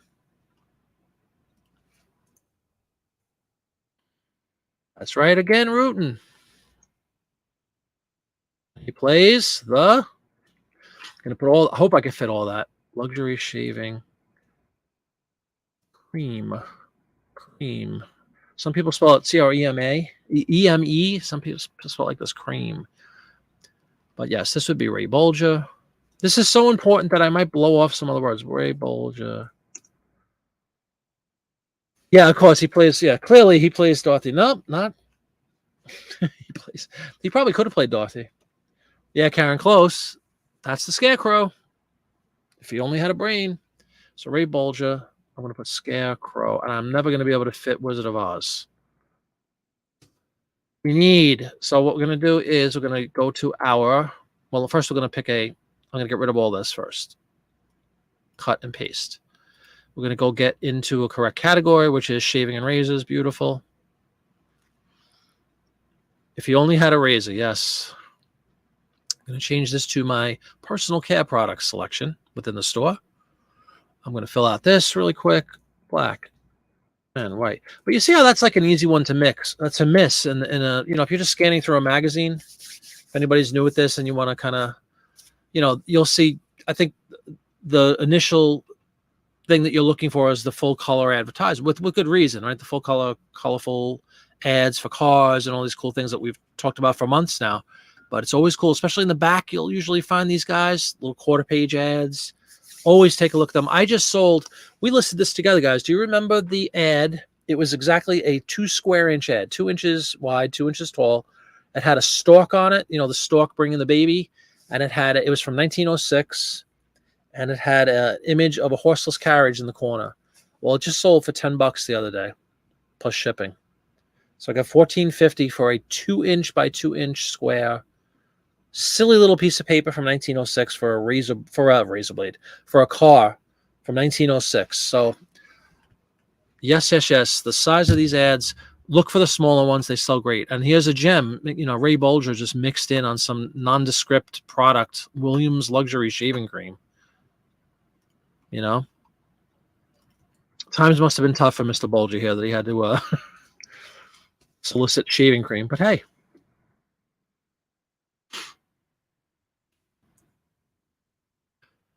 Basics here. Theme is shaving razors. Okay. What we're going to do is add a custom specific and put the Wizard of, which apparently has 1 Z, Oz. Bam. Bam, bam. One of the ultimate bolos across the board. Wizard of Oz stuff. People are fanatical about it. And you see again the benefit of the big scanner, Karen, that we were talking about earlier, right? Look at that. That's only a 5x6 ad, and it looks pretty big there. All right. And they have 100 years of experience already in 1948. Removing heavy stage makeup keeps my face sensitive, says Ray Bolger, famous Broadway star, shown here in his dressing room. They got a live action shot. Shaving cream irritates, but not Williams luxury shaving cream, everybody. Yeah, that is nice. Put the light on. All right, we have, I think we have, let me paste this back in. Oh, I screwed it up. Ray Bolger, the Scarecrow.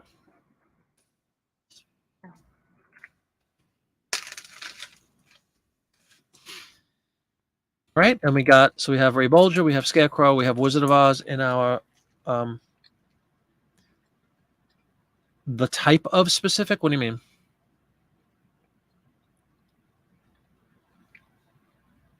Have we had William shaving? I don't remember that.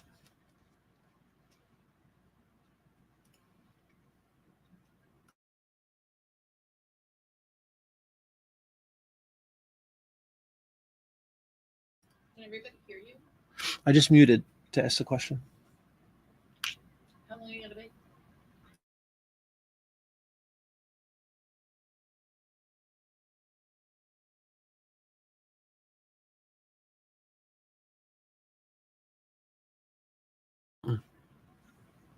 All right, everybody. Yeah, I don't know what you meant by that. Sorry. And I don't recall Root. Maybe we did. It doesn't ring any bells. It doesn't mean it's not possible. That's for sure. But anyway, that's a good one. I've mentioned this several times. Let's fix those dimensions. So it's 6 tall by 5 wide. This little advertisement. We got the Wizard of Oz. We got all our specifics. We got the man himself. Got Scarecrow. Got Wizard of Oz. All in there. Ray Bolger. Bam. And we've jacked up our price. Well, we will jack up our price, $5, because it's Ray Bolger, and because it's the Wizard of Oz. Highly collectible list.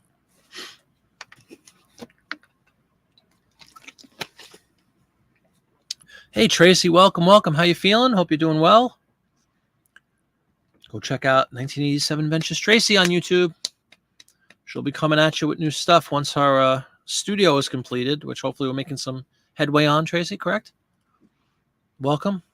I'm glad you could stop by. We started at 5 tonight, early night, doing some listings. And I appreciate you coming in. All right. The Scarecrow has left the building. And just for making things easier, because I already did a 5x6, right? How about, I think I have another one that's that size. Let me just see. Nah, won't do that one. We'll go back to full. I do. Thank you, Rutan. Thanks for checking and verifying that. I have a lot. I guess I forgot that one. This is kind of cool. This is just a interesting ad. It's for ethyl fuel type of gasoline.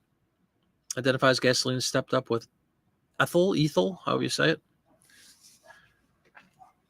Anti-knock fluid. But what's kind of cool about this is the whole circus theme with monkeys. My face is frozen. Thank you. Hold on.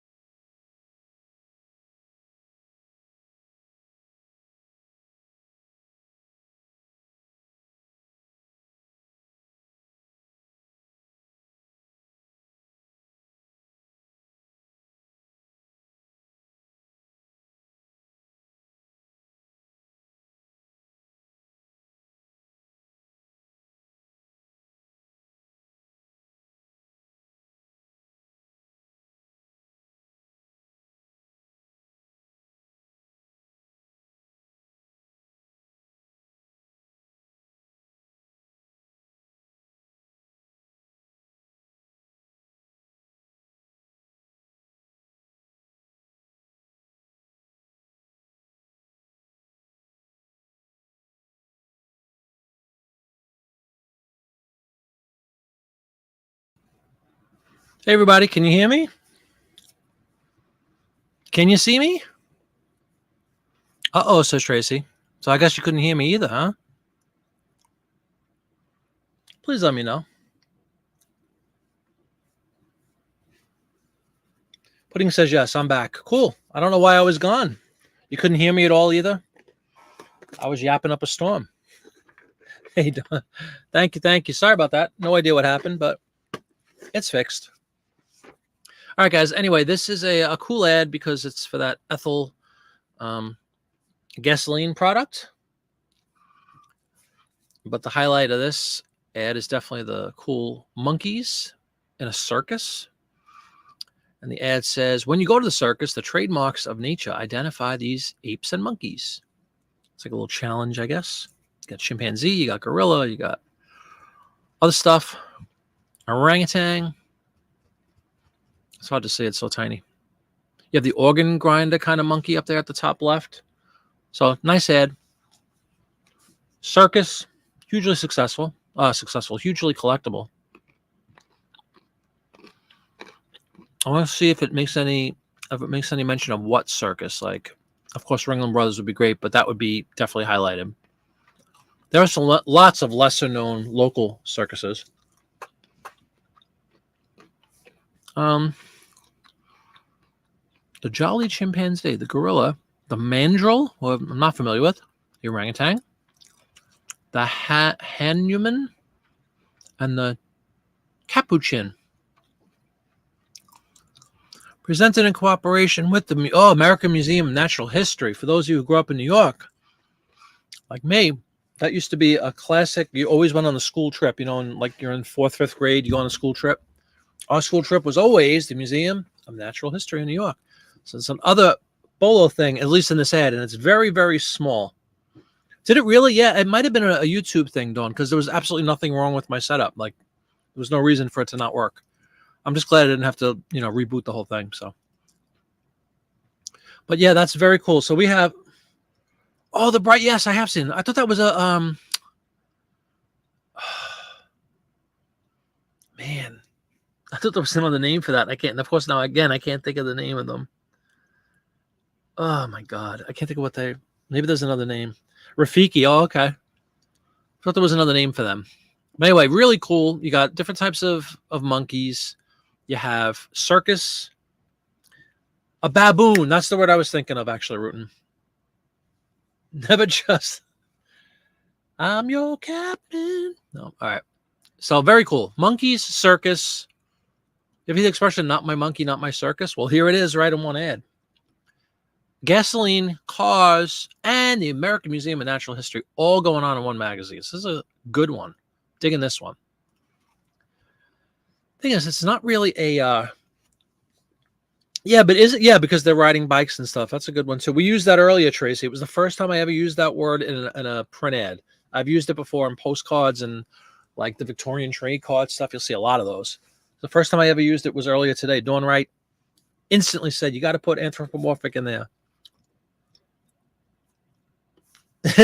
Quoting Spectre Clouseau. Nice work, man.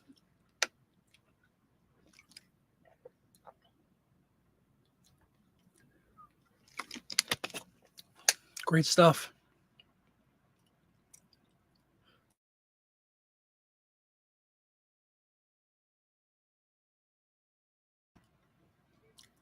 Is that what Rafiki says when he's putting the little cross on Simba? So cool. Well, my dilemma, it's not a dilemma, but I guess we're just going to put ethyl. It's not a brand. You know what I mean? It's something like Shell ethyl gasoline. We're just going to put ethyl gasoline. Should lead us to a category of oil and gasoline, I hope. Sorry, I'm choking again. I always choke on these shows when I try to shove peanuts down my throat. Other gas and oil companies. There we go. Bam. Fix this on my side. Automobile. Okay. Fill this out quick. We have original. We have printed. Really doesn't have a brand. We're just going to put ethyl. You're a baboon. Jim, are you on like a tape delay or something? Maybe YouTube is really screwing up. Black and white. 1948. No, modified no. United States, 1948. Theme is gas and oil. Sure enough, it is. All right, this is a full pager, so let me fix this. 14, 11. Yeah, and now you just came back on live. Huh? Maybe YouTube is screwing up. Dawn had an issue. I just, for some stupid reason, went out. Hey, Jersey Gypsy, welcome, welcome. I saw you're a new subscriber as well. Yeah, I don't know what maybe his YouTube is screwing up too. Congratulations, Jersey. Yeah, that's the best of. That's what I always hope is that people are listening as they're listening to me. So welcome aboard, Jersey. I saw you were a new subscriber. I saw you this morning with Johnny, right?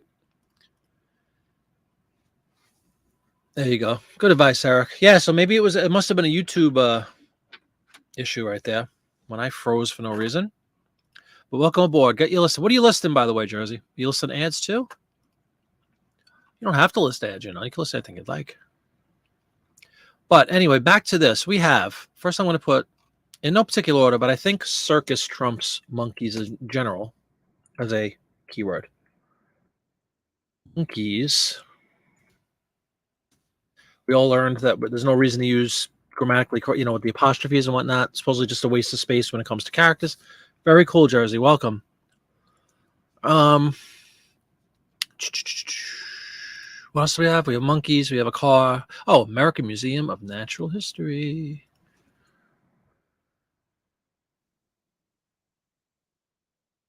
Not going to fit. So what we're going to do is going to use our infamous list. It's the only way to get out of the slumps, right?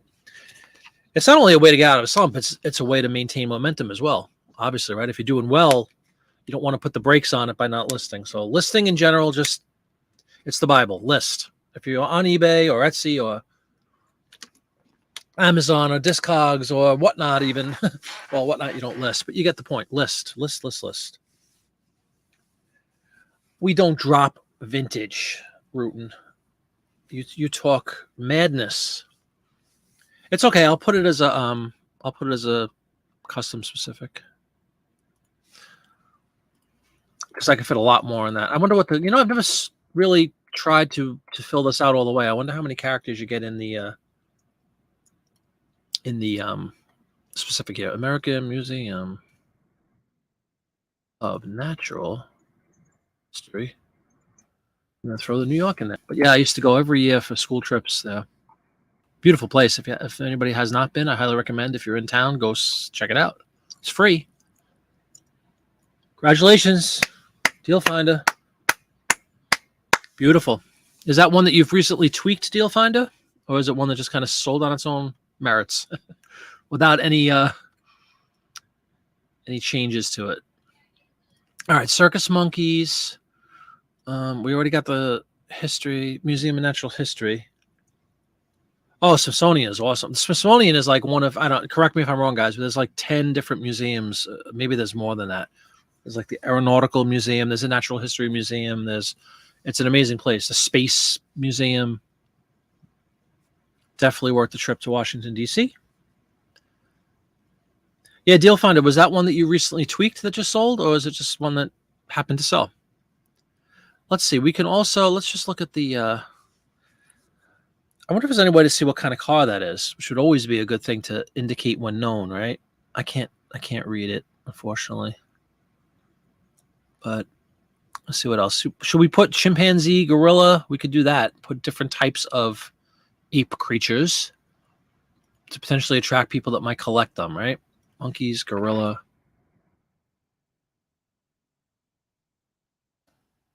Yeah, apes. There you go. Apes is good, right? Capture. So we got monkeys, gorilla, apes. What else we got going on here? The dreaded orangutan, chimpanzee. We just put chimp, and then we could fit orangutan. Hold on its own. Awesome. Diecast cars. Very cool, man. Congratulations. How do we spell It's always going to come down to spelling every time. I did now. Thank you, Dawn. I threw apes in there. Really cool. Congratulations. Always good to get a sale, especially during a live show, right? You could brag to your friends. Gorilla, apes. What do we have? We have monkeys, gorilla, apes, chimp. What else we got on here? Orangutan.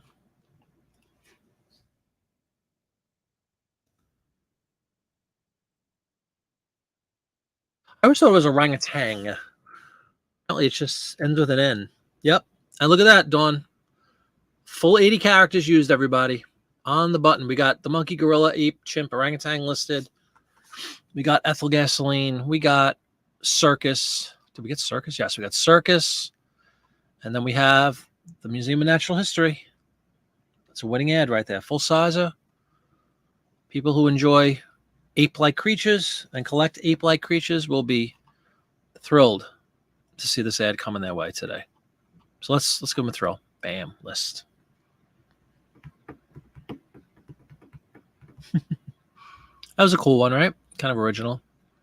Unfortunately, it didn't reference a specific circus. It would have been cool if it was like Ringling Brothers, of course, or even some of the smaller. There's a thing called the Big Apple Circus in New York, which is pretty popular. I don't think it was around 1948, though. Remember that in the 70s. It was a cheaper version of going to see Ringling Brothers at Madison Square Garden, which used to be an expensive ticket. Right, Eric? Wow, we have so many ads still. We still have 21 still in my folder here from this same magazine, in addition to all the ones we've already listed, which has got to be 20 or 30 that we already listed, right? Anybody wants to see some booze before we call it a night? We got a bunch of booze ads. We got, let's put this one up just because it brings up a great point.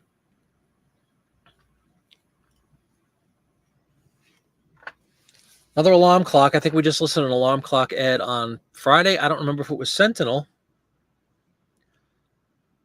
But the key to this guy, bottom right, we got a puppy dog, but not just any puppy dog. We got a German Shepherd. Bam. You see a German Shepherd on an ad? You see any dog on an ad. But when it's a specific breed like that, people dig German Shepherds.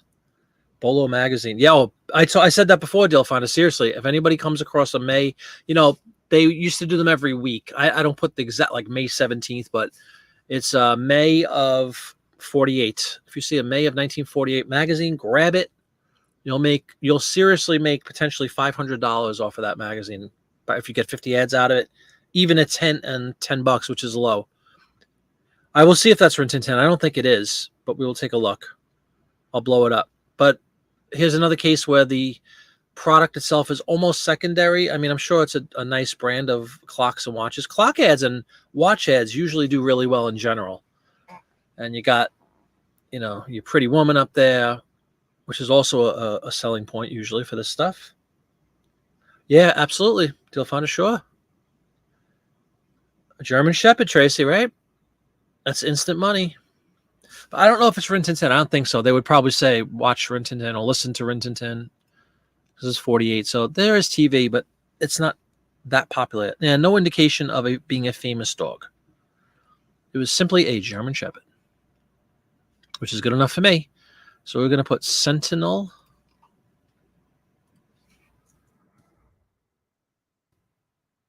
Clock, right? I'm going to put alarm clock. If I get the Soto. Oh, yeah, really, Eric? Well, what your last ad, though? You were busy listing, right? It's all right. We have a lot of keywords in that one with the whole circus thing and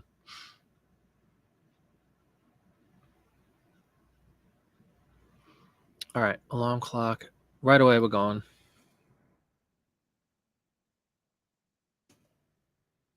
All this. Yeah. Dog. We'll put in dog 2.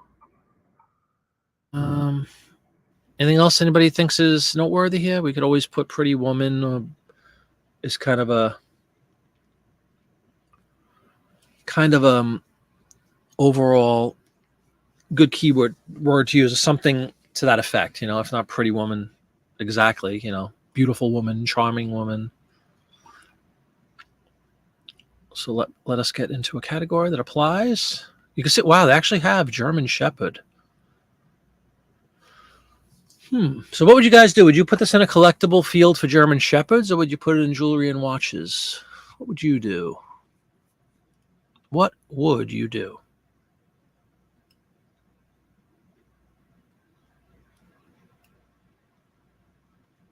It's a bit of a quandary, actually. You could actually hit the woman at vanity. Yeah, woman of vanity.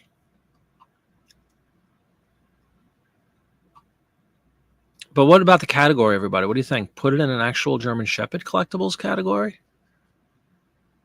What's the sale rate in each category? The sell-through rate? 8-day alarms were a big deal back then. Yeah, there's a category for clocks.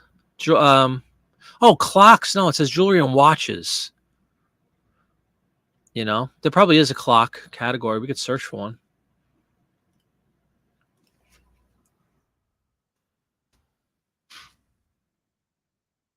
Why Maxwell House came up, I don't know. Yeah, I don't see anything specifically for clocks. They have radios. Could just put clocks. Belt buckles. First thing I think of when you think of clocks, of course. Cuckoo clocks for Black Forest. That's cool. We have a cuckoo clock from Germany, actually, from the Black Forest. In our abode.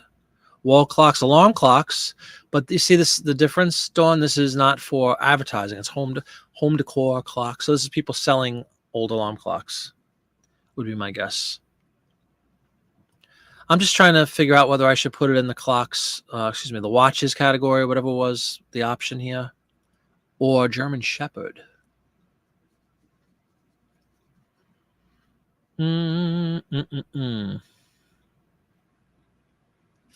I've never done that before. Let me see what happens. What they asked for in the whatchamacallit, specifics. Type is a clock. Dog breed is German Shepherd. Animal class is certainly a dog. No, it's not homemade. No, it's not modified. United States of America / Canada. Material, paper. Not paper mache, but paper. I might get grief for this because it's in a. It's not the central theme. No, but it's the selling point. Although, as Eric said, the alarm clocks themselves are pretty popular. So yeah, probably just put it back in my clocks. Good point, guys. Good point. German Shepherd dog. What else can we? And then we were saying vanity. That's kind of nice, actually. Woman, vanity. That's good. Anyone a good way to identify old vehicles by images other than Google Lens? Ooh. I bet you there's got to be a website out there, Dale Finder, like that just specializes in old vehicles, I would think. I don't know of one specifically, but there's probably something out there. There's something for everything.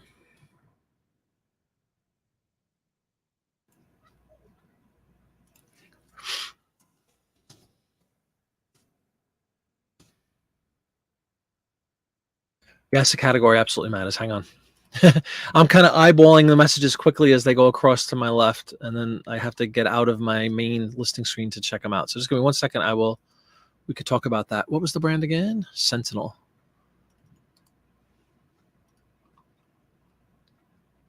Oh, 1948. Brand is Sentinel. This was the 8 we said? 8-day alarm. I like that too. We don't have any space for that though. Shoot. All right, we'll get rid of woman. But 8-day, and hopefully that fits. Yes, it does. Alarm clock, German Shepherd dog, vanity. Oh, cool, Tracy, with a more specific for clocks. Awesome. Well, let's see if we can find it.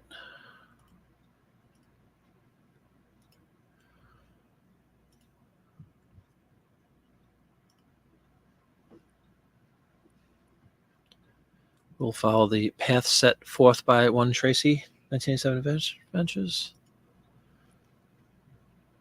Merchandise.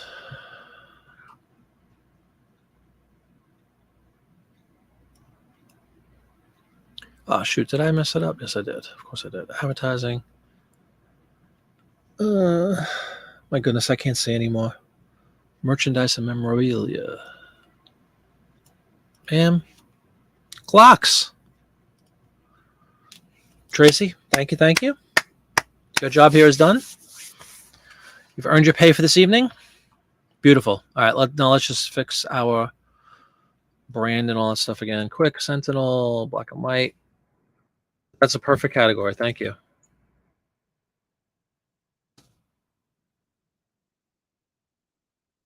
Create. Modified. Printed. We're going to go to 7:30, everybody, because at 7:30, my buddies over at $1 Million Peddlers have their show at 7:30. I think it'll work, Tracy. That's perfect. Thank you. So we could segue into their show. I'm sure there's some crossover with some fans of those guys, of which I am one, certainly. So if you want to hang out another half hour or so, we will bang out a couple more ads, talk some stuff. Ingram is the brand? You don't say. Sentinel by Ingram?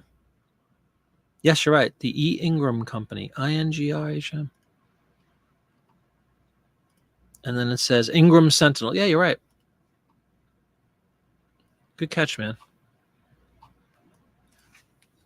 NG. Thank God I could read sometimes. GRAH. Ingram. Thanks, Eric. Appreciate it. All right. Release this one to the hounds. No pun intended. All right. The pun was intended. List. T-minus 29 more minutes. My wife just picked up a check for me. Beautiful thing. Service is rendered. Let's sign that as we await, shall we?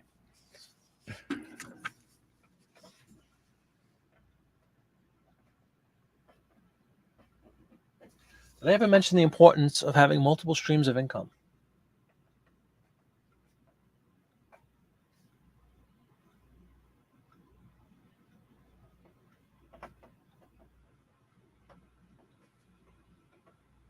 This would be a prime example.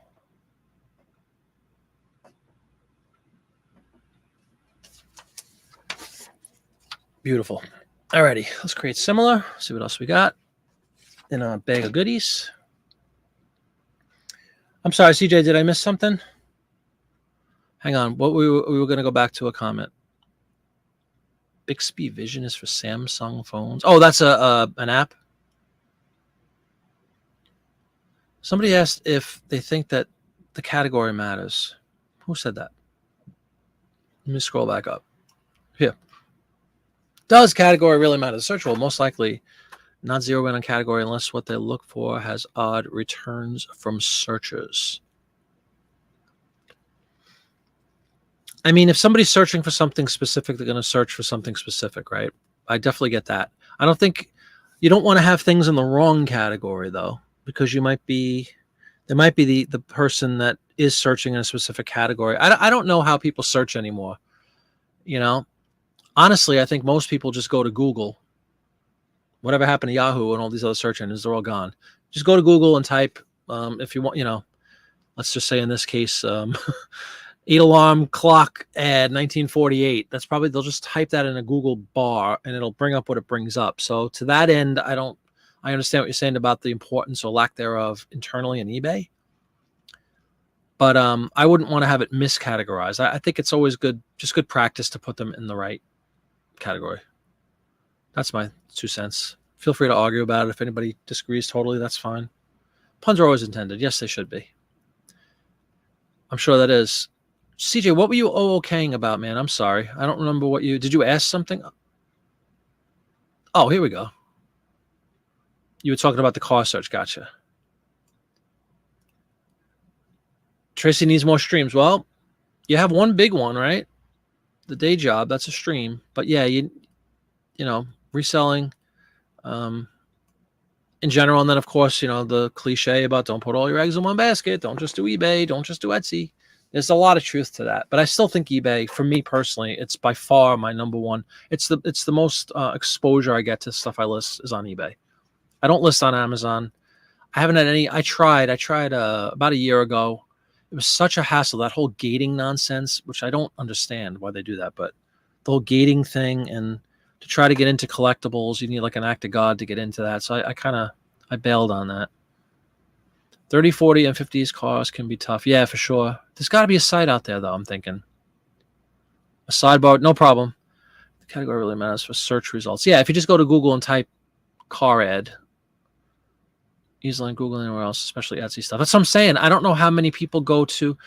Again, you can only speak to, how would you do it? If you were just going to go to, wouldn't you go to eBay? Dawn Wright, let's just say you wanted to go buy a Donald Duck plush from the Disney store in 1986, right? You remember it and you want to get one again. Would you go to just Google and type that phrase or a version of that phrase? Or would you go to eBay and say Donald Duck? It depends on your portal. It depends on your port of entry. Yeah, Bing is I don't even count Bing.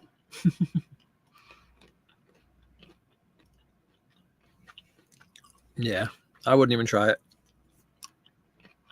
Although in your browser, a lot of browser extensions and stuff, like they'll use multiple search engines to find something, and you won't even know.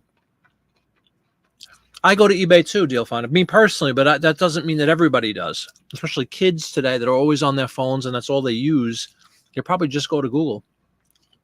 I don't know that for a fact, but I certainly would. If I was looking for something like that, I would go to eBay. If I'm looking for a specific record that might be a little bit eclectic, I would go to Discogs personally because that's my record source. But I could also go to eBay and look for records. I wouldn't go to Google and type, because to me, Google is so vast. If I put 1965 Beatles Help album in Google, I'm going to get a billion results for things that really have nothing to do with the fact that I want to look on eBay to find a record. So personally, I would go directly to Amazon or eBay. But that's just me. Correct, Root. And that's what I would think too. So in that case, I would imagine that the category is very important, that you're in the right category. So buy, right? Mm-hmm. All right, puddings.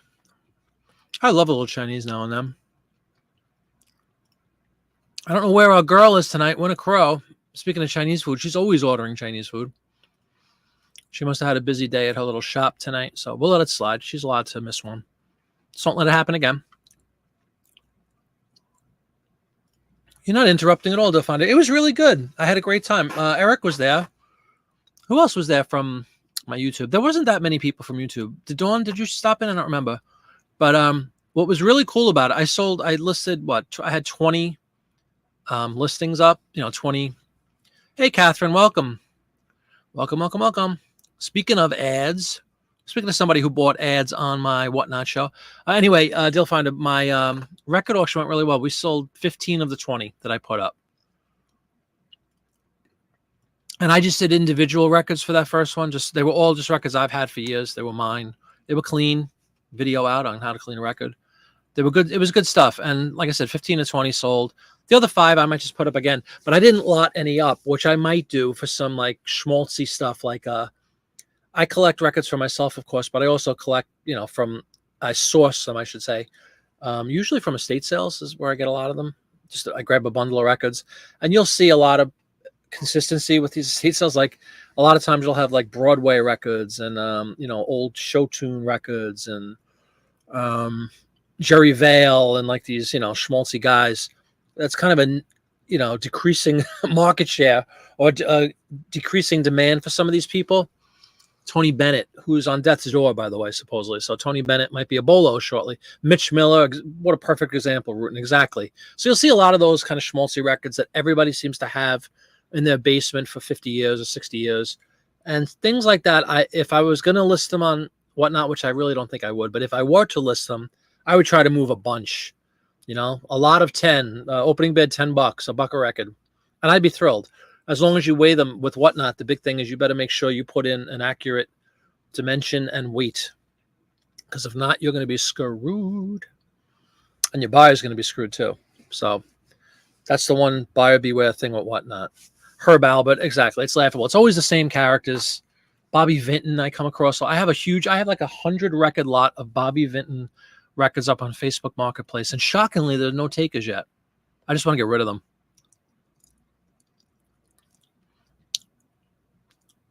Yeah. I mean, that's what they sold for. Like I started mine, I think they were $5 auctions, and a couple I got $20 on, and a couple I got $5 on. I don't care. They were all, all the records that I had. I think I did. Did I throw in any that I picked up at auctions? I don't remember, or at estate sales. But I made money on all of them. I'm fine with it. That's literally a case of I just want to get some shelf space back. So I dig music, obviously, and I don't have any problem with it. And I always take, for anybody who might be in here who bought a record from me. Well, that was one cool thing about the whole Whatnot thing. I had, I don't know, 80 something followers or something Saturday when I went in. I just started. That was my 4th show. And by the end of the show, I had like 105 or something, and they were all new record people. So that was kind of cool. So I've expanded beyond just the world of paper and print ads and estate. The category is like estate sales. And I went into that record category, which is vast. There's a lot of vinyl collectors and sellers out there. Oh yeah, the hair show. That was the Broadway. It wasn't the movie hair. It was from the Broadway show, and that was still in its cellophane. Mitch Miller, so funny. A million Mitch Miller records. Herb Albert. Yep, with the whipped cream. A First Family comedy, absolutely. That poor guy. He was before Kennedy was killed. He was super popular. His whole career took a huge nosedive because he was famous for making fun of Kennedy, and once he was murdered, obviously that was frowned upon, and his whole career went down the tubes. I was finally looking through a lot of records. I found some nice sealed. Yeah, I had a bunch. That's what I put up, Deal Finder. I put a bunch that was still, they weren't completely sealed, but they were still in cellophane. And so the record, were virtually pristine. The covers are really good. I put some cool stuff in there. Like I have Inagata Devilla. I had up there. I had, again, I had a Mamas and the Papas Greatest Hits. I had a whole bunch. I wish there was a way you could look at old auctions and whatnot, but unfortunately you can't. Like we can't go in and watch a previous auction. Again, it's just it's a cost, like everything in life. It's a cost issue. They would have to have massive amounts of storage to save all these people's shows. So list, baby. Only sealed I ever find is classical. I found lots of stuff sealed, to be honest with you. You know who's another whole realm of records that I have a lot of is like R&B stuff. Like I have Smokey Robinson records that are sealed. Who else is the big one I had a lot of? George Benson. Kind of cool stuff. So anyway, those like more common ones. Excuse me 1 second. As I choke for the 3rd time tonight, those kind of things. I'm thinking if I do try to get rid of them on Whatnot, I would lot them up. Like lots of 10. Just keeping in mind that 10 records are going to be heavy. It's like 10 pounds. So you want to make sure you put that into your Whatnot shipping profile. So the buyer realizes when they go to buy this thing and think, oh, I just got 10 records for $10, but my shipping was $40. And it has to go priority mail because they don't allow media mail yet. So that's the one big downer right now in the vinyl category on Whatnot is you have to ship them. If you're lucky enough to squeak a record in first class, you might be able to do it on a few of them, especially the 80s records where the vinyl was much thinner. It's cheap, and the thicker vinyl, the really good, like 180 gram and higher, are going to weigh over a pound even for one record. So, which album do you love, Deal Finder? I'm sorry, I mentioned a few. You have it still. I talk about hair. As does cellophane. I had an uncle that told me always remove it because it traps moisture. It certainly could. Absolutely true. Some of them are made of like a byproduct of oil or something, and they can get very browned and stick to the underlying record sleeve. I'm sure it does. I haven't. Do you mean on Whatnot or on eBay? I don't have a vast. I do have some that I've just picked up from estate sales, classical pieces. I have a lot of religious music. I have a ton of religious stuff, which I'm also tempted to just dump. But what if that's a very niche thing too, right? Christmas records, of course. Everybody has a million Christmas records that does reselling, I'm sure. Drafting 2 sealed Kiss 87. Oh, gee, what do you know, Eric? Where'd you come up with that year? Is that Lick It? No, Lick It Up, 87? What was that, like 84? I used to love Kiss in the 70s. I give up at Dynasty. After Dynasty, it's a joke to me. Yeah, I'm sure it is. Oh, cool. Very good, Dawn. Tracy says yes. Jazz does sell great unless you're the auction professor and trying to do your first whatnot, because that poor guy, his first like 10 out of the gate, nobody bought any of them. And they were nice jazz records, you know? It's like anything else. You just have to. The thing about whatnot is it's luck of who shows up to your auction, who's looking for jazz, who's looking for this, you know? But he had a rough go initially, but then he wound up selling like 20 something records, I think he said, out of 70. But you have to hope there's jazz people in the room at the time. When I was doing, I only did one, but when I did mine, you know, most of mine were rock and roll records and the like, and 15 out of 20 sold, which was pretty cool. And if I had thrown up, you know, a Herbie Hancock, Miles Davis stuff, I don't know if anybody in the room with me that night might have purchased them, even though they're great records. And you don't want to give them away for $5 when you know, Blue is worth $50 or whatever. It's a game. You just got to learn. I would need to see the religious before I do. Oh, really, Root? You're interested? Yeah, man, I'd be happy to. Let's figure out a way to do that. Send me an email, Jake. JiminyFlipIt@gmail.com. I'll send you some pictures if you'd like, if you're interested in them. I have a lot of them. Oh, man, a live one is great. A reprint, though. No, I want a first pressing. Just a live, actually. A live 2. But the first one's just called Alive. Oh, I like Alive 2. Even though Alive 2, we found out years later, unfortunately, is there's a lot of overdubs. And Peter Criss doesn't even play on it. Yeah, that's always a good idea. Oh, Crazy Nights, yeah. I'm sorry, I'm not an 80s Kiss guy at all. I gave up after. Destroyer was 79. That was bad enough with disco songs on it and all that stuff, but I still like a song called Charisma on Dynasty I love. Yeah. Kiss, that's the name. Great point, Eric. Absolutely. Very, very snobbish. Same thing on Discogs, which I sell records on Discogs all the time. A jazz buyer is an aficionado, so they think. They are very picky, I agree. They think it's like a superior form of music, and they can be tough. So you got to know your stuff. And again, I'm just speaking from I love Don, auction professor. I watched his first Whatnot last week, and I really felt bad for him because he was putting up great stuff right out of the gate. They were all good quality, almost all jazz records from the 50s, and he couldn't. But I mean, he started at $9, which I think is a little high. You want to kind of build a frenzy and start lower. But I also understand you don't want to give away a really good record for $1, which might have been the case had he done that. So it's tough. It's all, there's a lot that goes behind this stuff. It's not just, hey, I'm going to do a record auction. You got to think, and you don't want to get killed and give rid of stuff for free virtually. But at the same time, you don't want to price yourself out of a competitive market where you want people bidding. Eric Hughes, not a Kiss fan. That's okay. I like 70s Kiss. I was in the Kiss army. Correct, Deal Finder. Dynasty is as far as I go, which is 79. And again, that's even questionable. But after that, great point, Tracy. I'm sure classical could be snobby. Did you really, Eric? I wasn't allowed to go yet. I was too young to go, my mother said. I saw it's a joke, but it was good. 96, they came back. Remember, they did the reunion thing at Madison Square Garden, and they did the entire Love Gun tour exactly as it was in 77. So I got to see it at 30 years old, what I wanted to see when I was 12, but it was still cool. It was still Kiss. It was still Ace. Ace is my guy.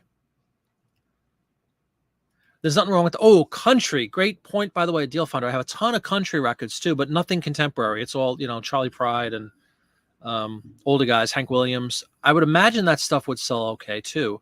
But again, it's all about, the presentation and your whatnot. You have to, you don't have to, but it's definitely advisable to do a little preview video. You're given a 30-second preview video to make for your whatnot auction. So obviously, if you're going to have a country-centric auction, you want to kind of let everybody know that out of the gate. I'm going to be putting up 20 country records. Exactly, real country. Johnny Cash. No modern guys at all. But some of those older ones, they do. They just Charlie Pride, and who's the other one? Who sings Charlie Pride just passed away, and I sold like a bunch of his records on eBay long before I was doing Whatnot, which was kind of nice because they were sitting around. Unfortunately, some that happens. People die, and all of a sudden, everybody's looking for that artist, and it inflates the price and whatnot. But I kind of lucked out, if you will, on that one because I had Charlie Pride up there, and nobody was buying it. And then all of a sudden, he passes, and 10 records sell.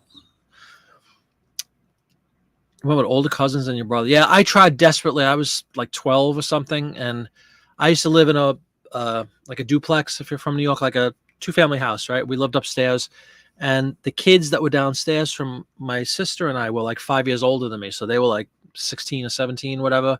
And my parents trusted them implicitly. They used to babysit us when we were young, much younger, and the girl's name was Diane downstairs. Desperately, she was appealing to my mom, please let him go. She just hated Kiss. She hated the whole concept of the blood and the Gene Simmons and all that stuff. So I think if it was another artist, I might have been able to, like, if it was Zeppelin in 77, I probably could have gone. And they did play at the Garden in 77. But Kiss, I think if I was 25 and Kiss came out, she wouldn't have wanted me to see him. So I was denied 77 Kiss. I would have killed to see that show. But I did see the reprint of it in 96, which was still great.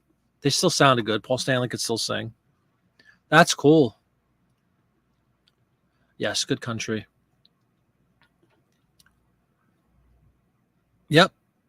Similar, man. Mine was 77. 76 would have been awesome because that was Destroyer, my favorite album. I got Destroyer for my birthday in 76. I used to play that thing constantly. Oh, that's great stuff. Yeah, well, absolutely. Outlaw, yep. Yeah, you should. And you literally pronounce it as such. Like, don't be ashamed. Like, that might be a really cool thing to throw out there, actually. A searchable thing that a lot of people would dig. You saw Santana? Oh, wow, cool. Yeah, I'm sure. Nice. 88.99. Oh my God. Never got into Maiden at all. Never got that. They were huge when I was in high school. Howard the Duck. Destroy me. Do I still have mine? I think I still have mine. My birthday in 76, right? It came out. That was another. And then, so you had Alive, Destroyer, and then, well, Hotter Than Hell, I think was after that. But after Destroyer came Alive 2. And you had tracks like Detroit Rock City and God of Thunder, which were on Destroyer. And if anybody remembers, Alive 2 was a gatefold, right? And it had this haunting image of Gene Simmons, like he's like dripping with sweat and he has blood flying out. And I used to keep that album on my dresser, on the top of my dresser. I didn't want to pin it up on the wall. And my mother just hated walking into the room and see that. You guys like Maiden? Yeah, I'm not a Maiden guy, man. I couldn't even name a song. Number of the Beast, right? That's funny, Delfonda.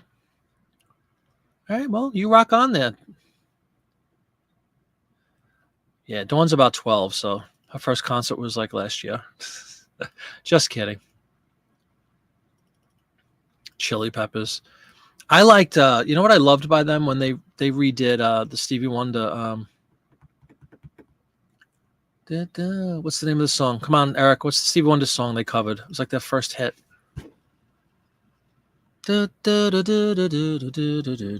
Higher Ground. Great cover. If you guys never heard that, listen to they do Higher Ground by Stevie Wonder. I love Stevie Wonder, by the way. Stevie Wonder's a talented guy. I don't like Hello.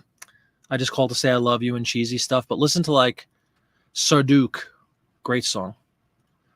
Listen to Just Enough for the City. Listen to that stuff. It's amazing. Yep, Higher Ground. Great song. Santana in 2000. Yeah, because he was back with that song, right? What's the song? With that guy. I have no idea who the guy was, from some other band. Well, it's a hard one.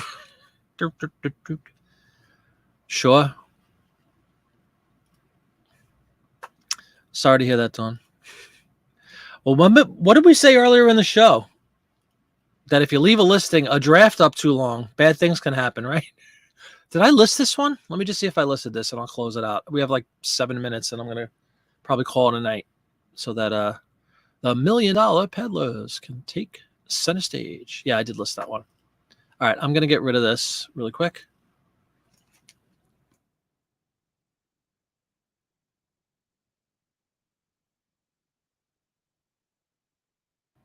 Yeah, but I've mentioned this to my mom several times since that I should have been able to see Kiss in '77, and I was denied.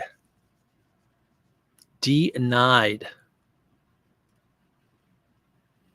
And until '96, I was never over it. I was really upset about that because, again, no offense to anybody who likes it, but '80s Kiss was awful to me.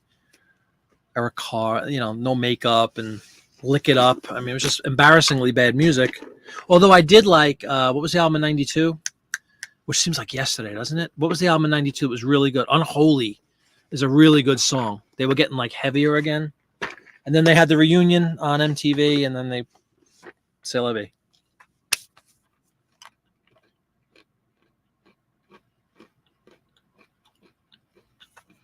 Oh yeah, that's cool.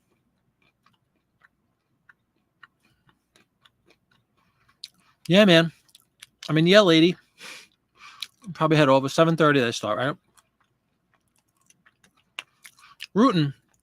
I'll tell you though, there was an outtake of Beth. They released a recent anniversary, whatever year it's been, 40, 40, 45 years, whatever, since I was going to say Revolver, since Destroyer.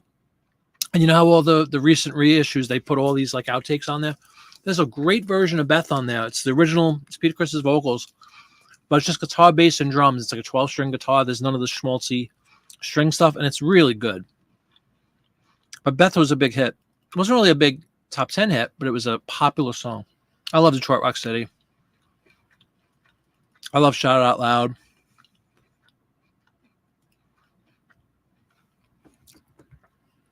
Oh, I'm sorry. Oh, from your Kiss, yeah. Your denial of seeing Kiss live. I know. Oh my God. Yeah, so that's the kind of stuff I was up against. Yeah, I have it if you want it. I'll send you an email with an MP3 or whatever. But yeah, it's really good. There's a bunch of really cool outtakes. If you're a fan of that record, it's great stuff. I had a really good concert on Monday night. We played in a community park thing. Very common around here in the summertime. The whole East Coast, actually, they have like these like name the town, right? Charlottesville Day or whatever. And sometimes they'll have a fairground and play, and we play these kind of things all the time. And it's like literally a sea of people. There's thousands of people that show up. It's one of those things you just bring like a lawn chair and hang out. Sometimes they have food vendors and trucks, and you watch these free concert series. Well, we played one of them Monday night. It was beautiful. Like it was like 75 degrees, not a cloud in the sky, no humidity, which is very rare for outdoor shows when you're dressed as a Beatle with wigs and suits. And it was a gem. We played for like 10,000 people, I think it was, they said. You make me feel so young. Sinatra sells. Sinatra records are good to put up. I sold a Sinatra record on my Whatnot. You just made me remember that. I have a lot of Sinatra records. Oh, just that one, huh? Just the only one you wanted to see. My mother was still is. My mother was a worrywart. Like I wasn't allowed to go on certain school trips because she thought it was too far. That when you were a kid then, let's say you're in third grade, right? And there's a class trip announced. Actually, it's so funny. One of them was the Orange, New Jersey is this town that's right near New York City, right? They had a circus, the Orange County Circus or something like that. I was like in third grade, and my mother didn't let me go because she thought it was too far to go to Jersey. And what happened was, when you're 8 years old, you can't just like cut out of school and my mother would make me go to school. And for the one or two kids in the whole class that weren't allowed to go on the school trip, you had to sit in other classes, like another third grade class, let's say for the day. And of course, being 8 years old, everybody would rip on you. You aren't allowed to go. That was unforgivable, man. I had a lot of issues with that when I was younger. Every trip I wasn't allowed to go on, except for the American Museum of Natural History because it was close. But, she thought New Jersey, it was probably like 10 miles from my house, but it was a different state. Can't go. You came home from school one day, mother said, oh, really? Yep. Never forgive it.